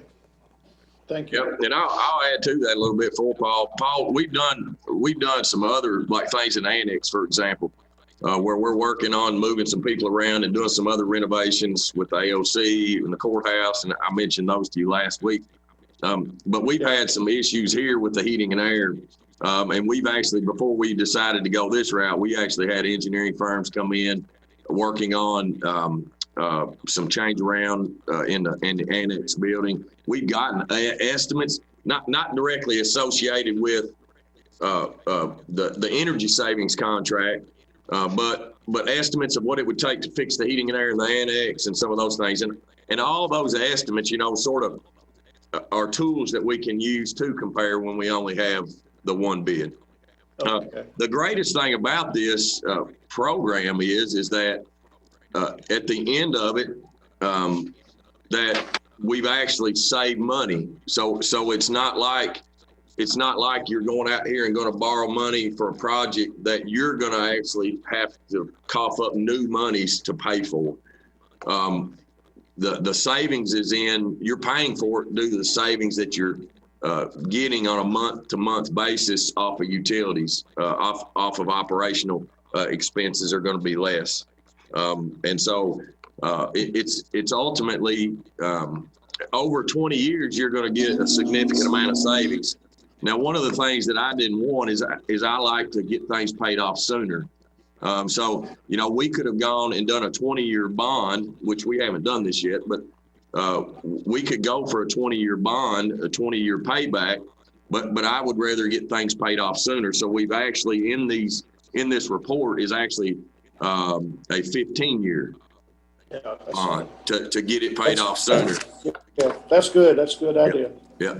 So good question, Paul. Thank you. John Tudor, I think you had your hand up. What's the length of this contract? 15 years then, Judge, or is it 20? Well, the savings, and Matt, you might need to speak this more so than me, but the savings is there over a 20-year period. The payout is 15. Okay. So the debt service on this, John, would be 15 years. The energy savings are calculated over 20 because typically that's the life cycle of the improvements that we're going to make for these facilities. As long as you maintain them properly, if you do that and maintain them well, you'll get longer than 20 years. So in 20 years, whoever's sitting in your seat on the fiscal court will have to face these same challenges and issues with newer technology and probably possibly go through the same type of process with you that you're going through right now. I saw there's several other counties and municipalities that signed on to this. Are they seeing results already, or are you getting any numbers back on those others participating? Hey, John, it's Andrew. I'll answer that. Yes. So we are, all the projects that we did showcase, and this is just in Kentucky, we do the same strategy in Ohio, Tennessee, and Indiana. So we measure and verify, just to summarize how we do that. So we'll start construction for Madison County. Let's just say we started today. That construction period is quite lengthy because it is a significant renovation. So when we stop construction, we turn the project over and we start measuring. So we had a baseline of costs that we gathered to justify the savings, and then we're going to do a post measurement of where you were a year after. So that is called the measurement verification process. That is legislated through the Kentucky Revised Statutes. We'll come back and say, how do we do? So yes, we are doing that with numerous counties and cities we do work with. It's ever evolving. Every project comes on board and closes out differently. But yeah, we're averaging about 130% of what we guarantee. So we say we guarantee X amount of dollars. We're usually 30% higher than we justify. We don't want to make it. We want this to be a win-win for everybody. We want to be conservative. We want this to be a successful project for you guys and us. And we have never missed one of those guarantees in the history of our company. And one thing too that's a little different about than, doing like a capital project. I feel like this is really more of a partnership, a 20-year partnership. Perfection Group. When you choose a company, I would assume any of those companies that could have bid, that it really comes a partnership with that government entity because you are doing this together over a 20-year period. Anybody else? Any other questions? Tom Bakken. Judge, I just had a couple of things that I wanted to say, and just so that the other members of the court, I don't know if they'd seen this or not, but this was the document that we were given. I mean, it was a notebook that the team had that was a very detailed on their cost measures for each one of the facilities. One of the things that I made a comment to during one of the last meetings was that I was actually very enlightened, almost to the point of shock, to the point of how bad that some of the condition of some of our facilities were in. I had no idea. And of course, you can talk about the detention center all day long. We don't have to talk about the detention center. We've been saying for 6 years that it's just a shambles over there. Nothing personal, Steve. But the facility over there, and he alluded to it, but he didn't put the dollar figure to it. We were talking about, when we were discussing some of the things that the catastrophic failures that could happen over there, the roof system, the boiler system, the refrigeration systems, some of those systems, one I think of which they had been pricing, which was a replacement of $50,000, that should any of one of those fail over there that cause a catastrophic failure, you have to move everyone out of there. You're talking about $325,000 a month while you were making a repair over there to that facility to move those prisoners out of there. I mean, it's just, and as the jailer said, that could happen on any given day. I mean, it's just the condition of that's over there. One of the things that that was discussed in some of those meetings was the fact that we had positioned some money in this previous budget to address some of these issues. $600,000 was a number that we had allocated for a repair of some of the things in the jail over there. And the discussion was that we used some of the money that we had there to buy the cost of the contract down some. So, we still want to look at doing that, I think, as a viable option. But just throughout, you guys know me, I'm very detailed when it comes to contract. I picked this thing to death. They answered every single question that I had about it, even in the numbers about how they were going to provide those savings, what the actual figures were. I was very happy, I guess, with their presentations throughout the whole thing, and the amount of detail that was provided to that and provided to the team. And throughout that, the other members of that, everybody had a lot of really good discussions about that and talked about that. And so I'm very pleased with this. Hey, Tom, this is Matt Callan again. If you hold that book up for a second, I want to explain something to the fiscal court. That represents several hundred hours of engineering, working with our partners that deliver various components with us. That was delivered to you through this RFP process, the KRS legislative RFP process, at no cost to you. Everything that we did in there was at risk. So, Magistrate Reynolds, to your question earlier, we make money from a construction period once we sign a contract with you. All the savings that are generated through this are yours to utilize over the period of 20 years of the savings model. But it's important to understand that we did that and we came to market, even if we didn't have any competitors that did provide a proposal to you. Well, you go to market as if we've got 10 competitors. So we're trying to put our best foot forward. We may have engineers that look at things differently than another company engineers. That's why it's not a bid spec. It's an engineered solution process, and that's why it's legislated under the KRS this way. So at the end of the day, you're going to get our recommendations. There were a lot more recommendations than what we see on that last slide for the cost side of things. As a result, we look at it this way. This is your project. That book that Tom held up is basically a shopping list that you guys can pick and choose from what you want to do out of that. You don't have to do all of it. And as a matter of fact, most counties that we deal with haven't done the entire program that's in there. But that is your program that we help you as a vehicle to implement those changes and those savings and start this process for you. There was also some sections of that to add to that for everyone that we didn't feel like were applicable to us. There was a fleet management program in there that we just didn't think would work for us. So not everything that they presented to us was something that we did think would work. But a big majority of it, especially for facilities, was just, some of it's just a no-brainer, just to be honest with you.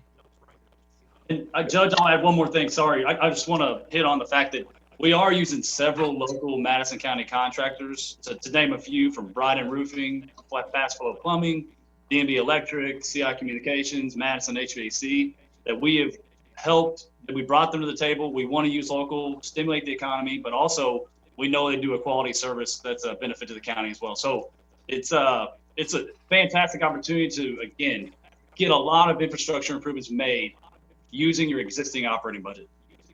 Thank you. You know, another of the savings, Judge, I just want to add this, and I'll hush, but another one of the savings that's throughout this that we saw was through the LED lighting. That is not something that you have to wait 5 years, 10 years on. That is an immediate savings. As soon as the day that those are put in, you start saving money on the electricity. And it was just, that was another eye-opening thing on how much that our energy is costing us. And so anything we do in that realm is just, that's another thing. It's just instant savings to the county that we ought to step on. Yeah, and they in the bid, every one of our facility buildings, you know, they did a really detailed look. They had recommendations of a lot more stuff. We as a committee, as a group, decided that right now we felt like our focus needs to be on our detention center, our annex, and our EOC. And so when we went back and we talked to Perfection Group about that, they said that you really need to do the lighting, to Tom's point, in these other facilities, because that is where a lot of savings comes from. And so that's why when you all look at your sheet that you've got in front of you or been put on Dropbox, that it shows, you know, more things being done at the annex, the detention center, and the EOC. And then all the other facilities is really just the LED lighting. So any other discussion? Great discussion. This is something that we needed to talk about. So I'm glad that everybody's engagement today. I do have a motion and a second to approve resolution 2021-17. If there is no more discussion, call the roll. Reynolds, Yes. Master Barger, Yes. Master Tudor, Yes. Master Buchan, Yes. Judge Taylor. Yes. Just a FYI for you all, the next step in this, we'll be working with our bond counsel to establish the financing portion of that. We will be working on that over the next month and be bringing that back to court as we keep, you know, taking our steps to get this project off the ground. That is correct, isn't it, Matt? Sorry about that. We muted ourselves. Yeah, that's correct, Judge. So really, just from a logistics standpoint, the next step, we will get a contract over to the team for proper vetting and have the county attorney review that. And then the next step is figuring out how to pay for these upgrades, whether it be bond issue and the term and the interest rate. And that'll be the next step to get going. Yep. Thank you all very much for all your work in this. Steve, our committee that really worked hard on this over the last couple of months. I appreciate that. And I'm really looking forward to this project. And this is good for Madison County taxpayers. It really is. It's a smart way to spend tax dollars. So thank you all very much. Judge, if I may, real quick, just my appreciation to the fiscal court and yourself. This is a major milestone for the detention center and many other buildings in the county. but this is something that's been needed for many, many years. And your support for the detention center and staff and the conditions for our inmates is greatly appreciated. So thank you very much. Thank you, Steve. Appreciate that. All right, Matt, you all welcome to stay on, but you're also welcome to go. I know you're all probably busy, so either way, it doesn't matter to us. Thank you, guys. Thank you for the support. Appreciate it. We'll look forward to working with you all. Thank you all. All right, next, I'll need a motion and a second for an executive session. Before we make that motion in second, I need to read something. At this time, I would like to entertain a motion to go into executive session to discuss Project Neuron, a recruiting prospect that is considering Madison County to house their headquarters. This executive session is allowable under KRS 61.810, exceptions to open meetings, Section 1. All meetings of a quorum of the members of any public agency at which any public business is discussed or at which any action is taken by the agency shall be public meetings open to the public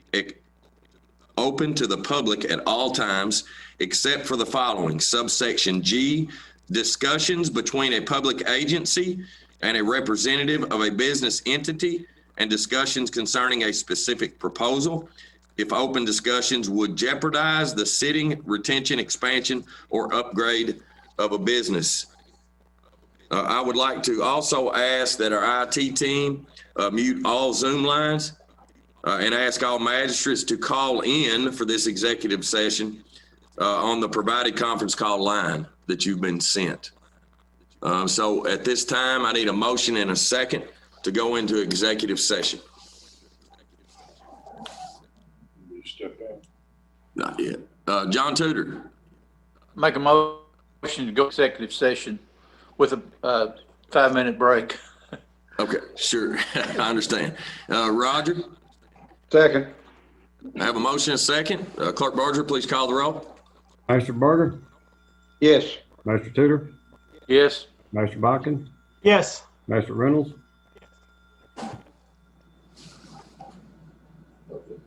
Judge Taylor. Yes.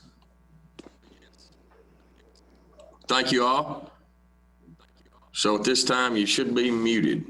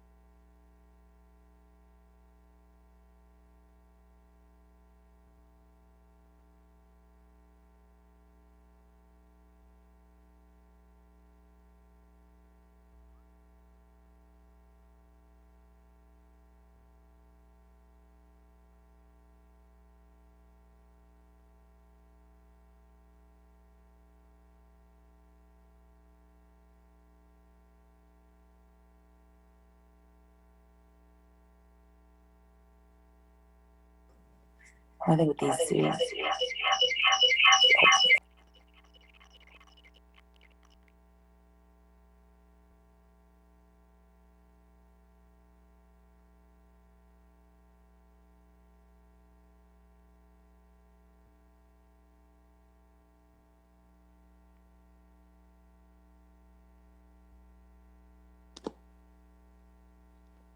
Tom, how'd you get on there so quick?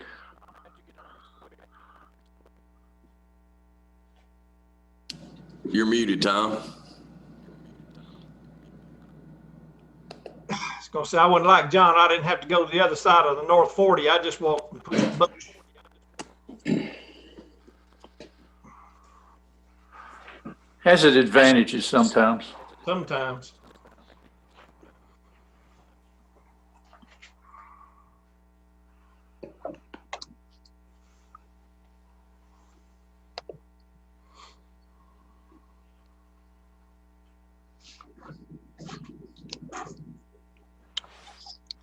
All right. Thanks, everybody, for your patience. We did have a motion and a second to come out of executive session. Clerk Barger, are you with us? And it says I can't start my video because the host stopped it. Okay. Well, just as long as you're back with us, it looks like a younger version of yourself on that picture there. Always. Yeah. Always. But appreciate everybody's patience. Clerk Barger, Magistrate Paul Reynolds made a motion to come out of executive session. Nobody told me you guys were ready. Oh, so we're still stopped? Yeah, you're not on Facebook. Okay, hold on. We're not back on Facebook Live yet. Sorry, Chris. I thought you were back there with Paul and Colleen. Hang on just a second. Mute it.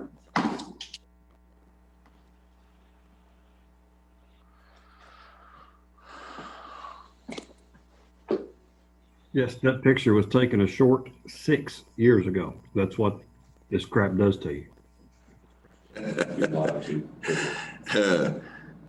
Well, thank you. Welcome back. I appreciate everybody's patience. Clerk Barger, Master Paul Reynolds made a motion to come out of executive session, and Master Roger Barger seconded that. So at this time, if you will, call the roll. Master Tudor? Here. Master Bakken? Yes. Master Reynolds? Yes. Master Barger? Yes. Judge Taylor? Yes. After discussion in executive session of Project Neuron, I have a resolution 2021-18 about the KBI tax incentives. An order of the Madison County Fiscal Court authorizing the county to grant tax incentives to Project Neuron. Whereas Project Neuron involves the potential location of a biomedical facility within Madison County outside the incorporated limits of any city. The company is a new company considering Madison County to house their headquarters operation. The company will be creating approximately 70 new jobs in Madison County. Whereas the said business has expressed interest in applying to the Kentucky Cabinet for Economic Development, Department for Business Development for certain tax incentives through the Kentucky Business Investment Program, also known as KBI. And whereas in order for the said business to qualify for incentives through the KBI program, it is necessary that the county participate in the incentive program in the particulars set forth below. And whereas the Madison County Court deems it to be in the public interest that the county participate in the KBI program as an inducement for the said business to locate and to create jobs in Madison County. And whereas the Madison County Fiscal Court deems it to be in the public interest that the county offers a county occupational tax abatement as an inducement for the said business to locate and to create jobs in Madison County outside the incorporated limits of any city. And whereas the Madison County Fiscal Court will reduce the occupational tax amount due to the county by 0.2%, which is 1/5% for a term of 7 years. Now therefore be it ordered by the Madison County Fiscal Court that for a period of no longer than 7 years, the county will agree to forfeit 0.2% or 1/5% of the occupational license and payroll tax as to the approximately 70 new jobs to be created by the company. This tax incentive shall be governed by the compliance requirements applicable to the KBI program and shall expire at the expiration of 7 years, at such time as the said business has fully recouped all applicable sums as per the KBI program or has been determined not to be in compliance with applicable KBI program requirements by the Kentucky Cabinet for Economic Development, Department for Business Development, whichever event shall first occur. This participation agreement on behalf of the Madison County is pending the company's intention of submitting an application to participate in the KBI program. The county's obligation to grant the tax incentive shall be conditioned upon the approval of the company's KBI application by the Kentucky Cabinet for Economic Development. Now therefore be it resolved that the fiscal court does hereby approve this resolution and authorizes the judge executive to execute same on behalf of the county. Do I have a motion and a second to approve resolution 2021-18? Roger Barger. Make a motion to approve. Do I have a second? John Tudor. I'll second that motion, Judge. I have a motion and a second. Is there any discussion? Yes, for hours. The contract's written. Hey, Don, if you don't mind, would you mute, please? 320. Thank you. Sorry, guys. Any questions? Any discussion? All right, seeing none, let's call the roll. Master Buchan, Yes. Master Reynolds, Yes. Master Barger, Yes. Master Tudor, Yes. Judge Taylor. Yes. Appreciate everybody today. Appreciate everybody's patience. Next is judge's report. Just a few announcements. We are very proud to welcome the All-A Classic basketball tournament back again to Madison County, the city of Richmond. This year's tournament will be February 16th through the 21st at EKU's Alumni Coliseum. If you're interested in seeing some great Kentucky basketball, you can visit the All-A Classics website or Facebook page for schedules and the most up-to-date information. The Heart of Kentucky 5K will be held on Saturday, February 20th. This will be out at the Whitehall State Shrine, beginning at 2:15 p.m. Just type Heart of Kentucky 5K in your search engine, and it will take you to the required pre-registration page. The Madison County Animal Shelter has numerous animals ready for adoption. Visit the Madison County Animal Shelter's webpage for up-to-date photos of available animals and adoption schedule. And also, the Madison County Courthouse and its related offices will be closed on Monday, February 15th. I know we've got a few more weeks, but just to allow everybody to prepare. Again, we're closed Monday, February the 15th for President's Day holiday. We will reopen back on Tuesday, February the 16th at 8 a.m. Comments from magistrates? I think I'm going to start with our newest magistrate, Mr. Paul Reynolds. Since I left you out at the beginning, I'm going to let you go first today. Well, thank you. And I want to thank everybody for the warm welcome and the support so far. It's been great. And I look forward to working with everybody. Thank you very much. Thanks, Paul. John Tudor. Judge, I don't have a whole lot today.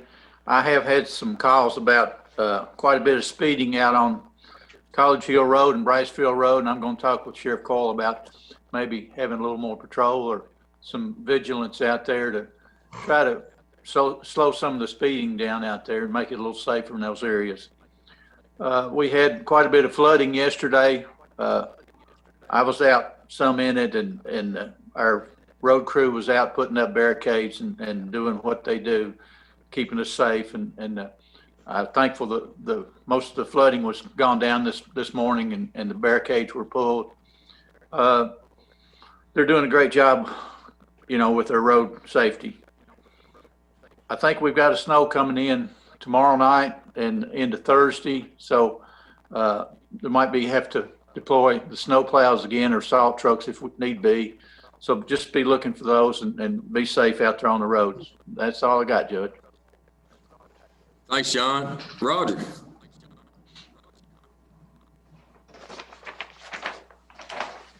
Hear me now? Yes, sir. Okay. I want to apologize for my IT skills. That's why I was late getting on. I'm having trouble getting on this morning, but appreciate everybody's patience. Main thing, I just want to welcome Magistrate Reynolds to the court. Glad to have him and see that we got a full court again now, and everybody's opinion and vote counts. Speaking of IT issues, Roger, you've gone. There you are. You're back. I don't know if somebody's played. It wasn't me. Anyway, what John was talking about with the water, I was running my roads yesterday, and the major part of it was on Tate's Creek, which the state was taking care of at that time, and they were out there scraping some of the stuff that had washed out of the ditch lines and stuff over the road. They was doing a good job as well, and I appreciate our road department for what they do. But that was just one of those days yesterday, just show everybody how quick things can change, you know, from the time you go to work to you try to get home. Sometimes it's a problem, one or the other, but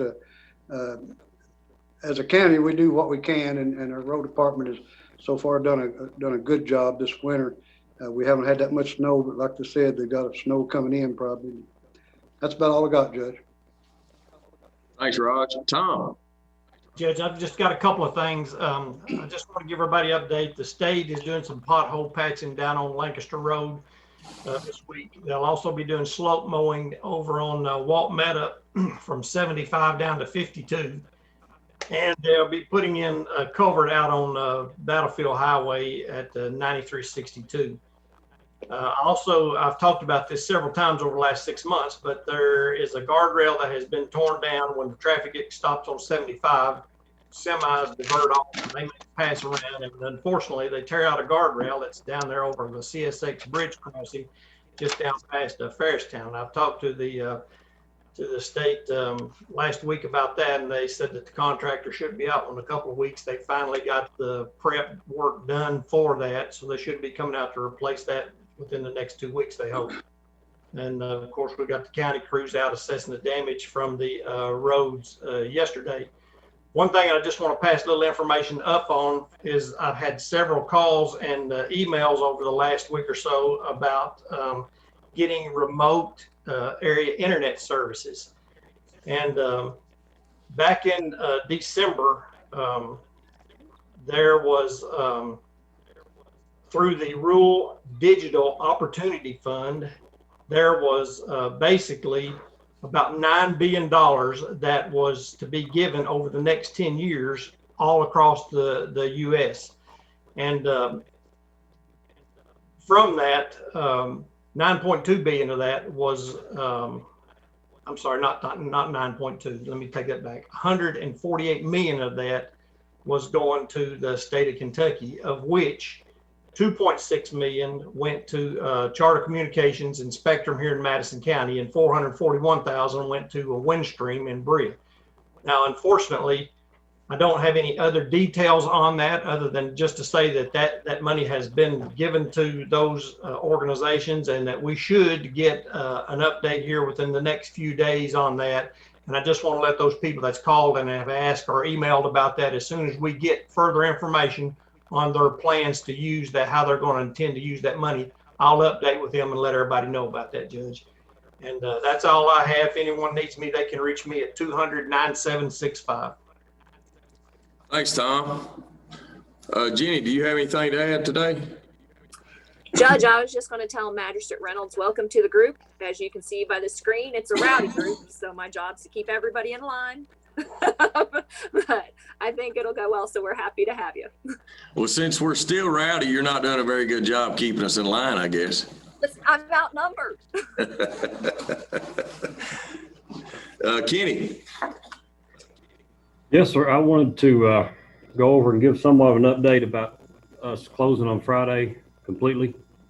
So on Friday on Thursday we had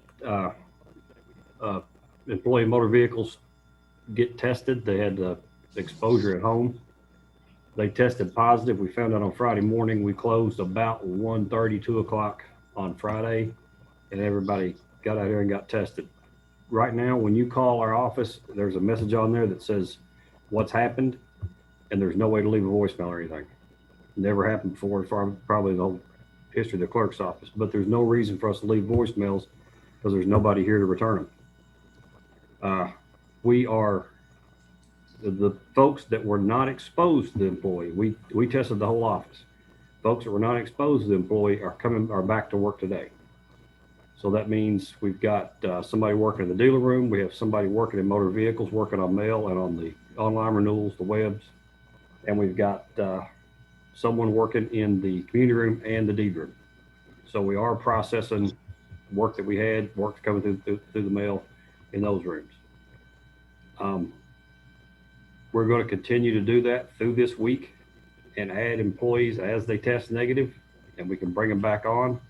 But the exposure was in motor vehicles, which is by far the busiest area of our office, and it's the most employees.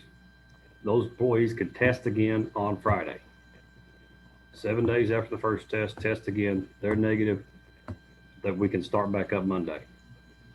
When we start back up Monday, we'll be back to no in-person transactions other than transfers on vehicles, marriage license, passports, and notaries. That's all we're going to be doing, stuff that requires people to be here in the building. Everything else you can do through the mail, online, or over the phone. So that's the next important point. If you have a renewal due in the month of January, get it in the mail as soon as possible. There's no reason to wait for us to open back up. That's been one mistake I've made. When we did this no in-person stuff for renewals and just for appointments for certain categories of things, I gave a deadline to it. So everybody that didn't feel like just always come in, I'm just going to wait till you open back up. We opened back up on Tuesday of last week, and we had 15 to 20 people in line all day long for 3 days straight with renewal cards in their hand. So we couldn't do any of the other work that we were backed up on. Couldn't answer phones, couldn't do that kind of stuff because people were coming in person to do their renewals. Well, there's no deadline to this no in-person renewing your vehicle. Get it in the mail. Get online and do it, or call us and we can do it over the phone. I'll go into more detail on that. If you do it through the mail, it's going to cost you a stamp, an envelope, and $2 extra for postage. That $2 is state law. I can't waive it. I've been trying to get that taken off there for years. Other clerks are scared to death they're going to go broke at that $2. So I'm off my soapbox on the $2. I'm sorry. That's just the way it is. If you do it over the phone, we have to use a credit card. There is a fee for credit cards. We cannot eat that fee. We're not Walmart. We're a state agency. We have to pass that fee along to the person using the credit card. That's something else I'm working on and have been working on for a couple of years to try to absorb those fees, because if we could absorb those fees, I could save triple over what it costs us to pay those fees if we have more people going online or doing it over the phone. And the third way is through the state transportation website. That also has a fee involved for the credit card. Distracted time. I got in fees and credit cards and I get aggravated. But we will open back up by appointment for the in-person services on Monday, February 1st. Appointments are open right now to go in and make an appointment to come in and get your card transferred. Any of those things I mentioned is on our website now, madisoncountyclerk.us. So get on the appointments, book up quickly. We have more people doing appointments this time, so there's going to be more spots there available, but I don't know when this is going to end. We can't afford to do what we did on Friday. Now, like I said, I've got part of the office open back up. When you take out in the county's economy, when you take out real estate transfers and dealer transfers, you take out a chunk of this county's economy. So then the next thing is liens on motor vehicles. If we're not processing liens and we're not releasing liens, we're screwing up potentially people all over the state that are trying to sell a car or trade a car. If we're not here to release their lien, it can't get released because our state law says it must be released in this county. So we've got to stay open. So we have to do this half staff like we're going to do, where people are separated from each other. They can't spread the virus to each other because they don't work together, but that also cuts our capacity down. So please, please, please, either mail your renewal in, call us to renew over the phone, or go online at either our website, madisoncountyclerk.us, or drive.ky.gov. Either one of those sites, you can renew your vehicle. I think I got it all in there. I don't know. Somebody asked me a question.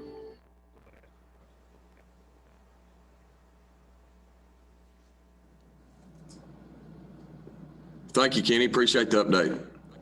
Any questions for Kenny?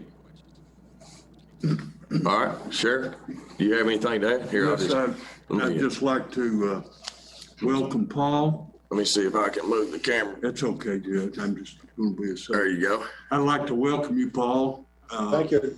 Like the county attorney did too. And congratulate you on your appointment.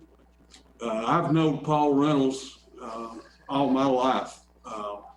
Ever since we've been kids, went to high school together. Paul was a great athlete. I know he's got a work ethic. He worked on the farm, his parents' farm. We'd go to school. We'd go to practice. I know what his work ethic is.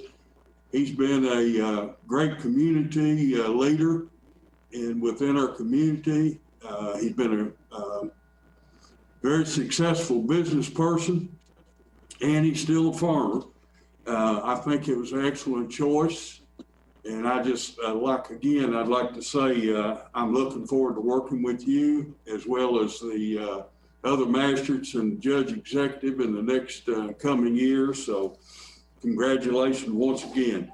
I'd like to take just a second and advise the court that this month so far we've had one deputy that's off with COVID.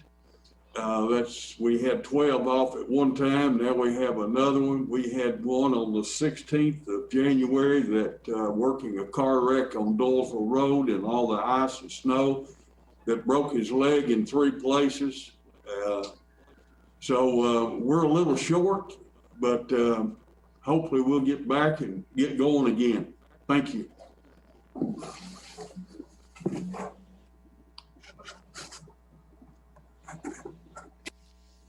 Thank you, Sheriff. Appreciate you keeping me safe up here too. Yes. I believe Steve's already gone. All right. Do we have any comments from our department heads? All right. Seeing none, we don't have any audience questions today. Tom Bakken. Hey, Judge, I just want to add that we're going to miss Larry and Paul's got big shoes to fill over there, but the first district is very thankful to have him there. He's well thought of in Berea, and they got good representation over there in the first district, and we appreciate him. Thanks, Tom. Colleen, do you have something to add? I just wanted to remind everyone about the speed testing, and if you wouldn't mind, Reagan, just giving an update on that. Sure. So the federal government, thanks, Colleen, for that reminder. The federal government has put out funding down to states. We have the opportunity to apply for funding through the education cabinet. There is a test your area, and we really, really need our constituents and our citizens to be engaged in this. We're going to be doing some social media stuff that gets this message out. You'll be able to access this site on our website through our Facebook page. You can go to the Education Cabinet site as well. The key is that once you do this process, it's going to measure in all the different locations of our county what your internet speed is. If we have ever seen the need or wanted the need for broadband expansion, quality internet service, it is now due to this pandemic. And we see it that it's a true need. We don't want Madison County to be left out of these potential funds that we will be able to apply for. And the way that we are able to do this is by citizens' involvement of going and getting on that site, clicking the links and going through the process to be able to measure that speed at those locations. If you do not have internet access at all, no access, whether it be at your mom's, your sisters, your brothers, at your home, at your business, if you do not have access, go a place where you do get access and follow the links. Again, follow the process. When you put in that address that does not have service, click no service at this address. We're going to be doing a blast. The best part of it is it's free. It's anonymous, and it only takes about 20 seconds. And the more people that we have participate, the more little dings on different areas of our county, the better chance that we will have to be able to get funding to help us expand those services. And it doesn't matter also whether you're in the county or the city limits of Richmond or the city limits of Berea, because there are places in the city limits that do not have a quality internet access. Colleen, have I left anything out? I'm going to take that as a no. Is there any questions to that? All right. Did you say that's active now? Yes, it is. We're going to be, we're doing some media, like I said, media blasts. We're going to be blasting this out on Facebook, trying to get as much involvement. If you see somebody, a friend on Facebook, share the link on your page. We really need to get as many hits on this as possible in order to be able to get what we deserve. I mean, as citizens. Colleen? To everyone, the deadline they're collecting data between now and February 18th. So again, go to our website, madisoncountyky.us. It's on the homepage, and just select speed test. It'll take about 20 seconds, and it'll ping it. You can do it as many times and as many places in the county as you choose. So any place you have low or no service, do a quick speed test, send that data in for us. And that'll make us more competitive for those federal dollars. Thank you, Colleen. Anyone else? All right, seeing none, I need a motion and a second to pay the claims and approve the transfers. John Tudor? Judge, I make a motion to approve the transfers and pay the claims. Thank you. Roger? Second. I have a motion and a second. No discussion? Don't see any discussion. Call the roll, please. Master Reynolds, Yes. Master Barger, Yes. Master Tudor, Yes. Master Buchan, Yes. Judge Taylor. Yes. Our next meeting will be right back here on Zoom. Again, that'll be February the 9th, 2021 at 9:30. Again, our next meeting will be February the 9th, 2021 at 9:30 right back here on Zoom. Thanks for everybody's patience today. I know it's been a long meeting, but I like long meetings. That means that we're doing good work. So God bless everybody, and I need a motion and a second to adjourn. Tom? Motion to adjourn, Judge. Do I have a second? Roger? Second. Have a motion and a second. Call the roll, please. Master Barger, Yes. Master Tudor, Yes. Master Buchan, Yes. Master Reynolds, Yes. Judge Taylor. Yes. Thanks, everybody. Everybody have a wonderful week. Until we meet again. God bless. Bye-bye.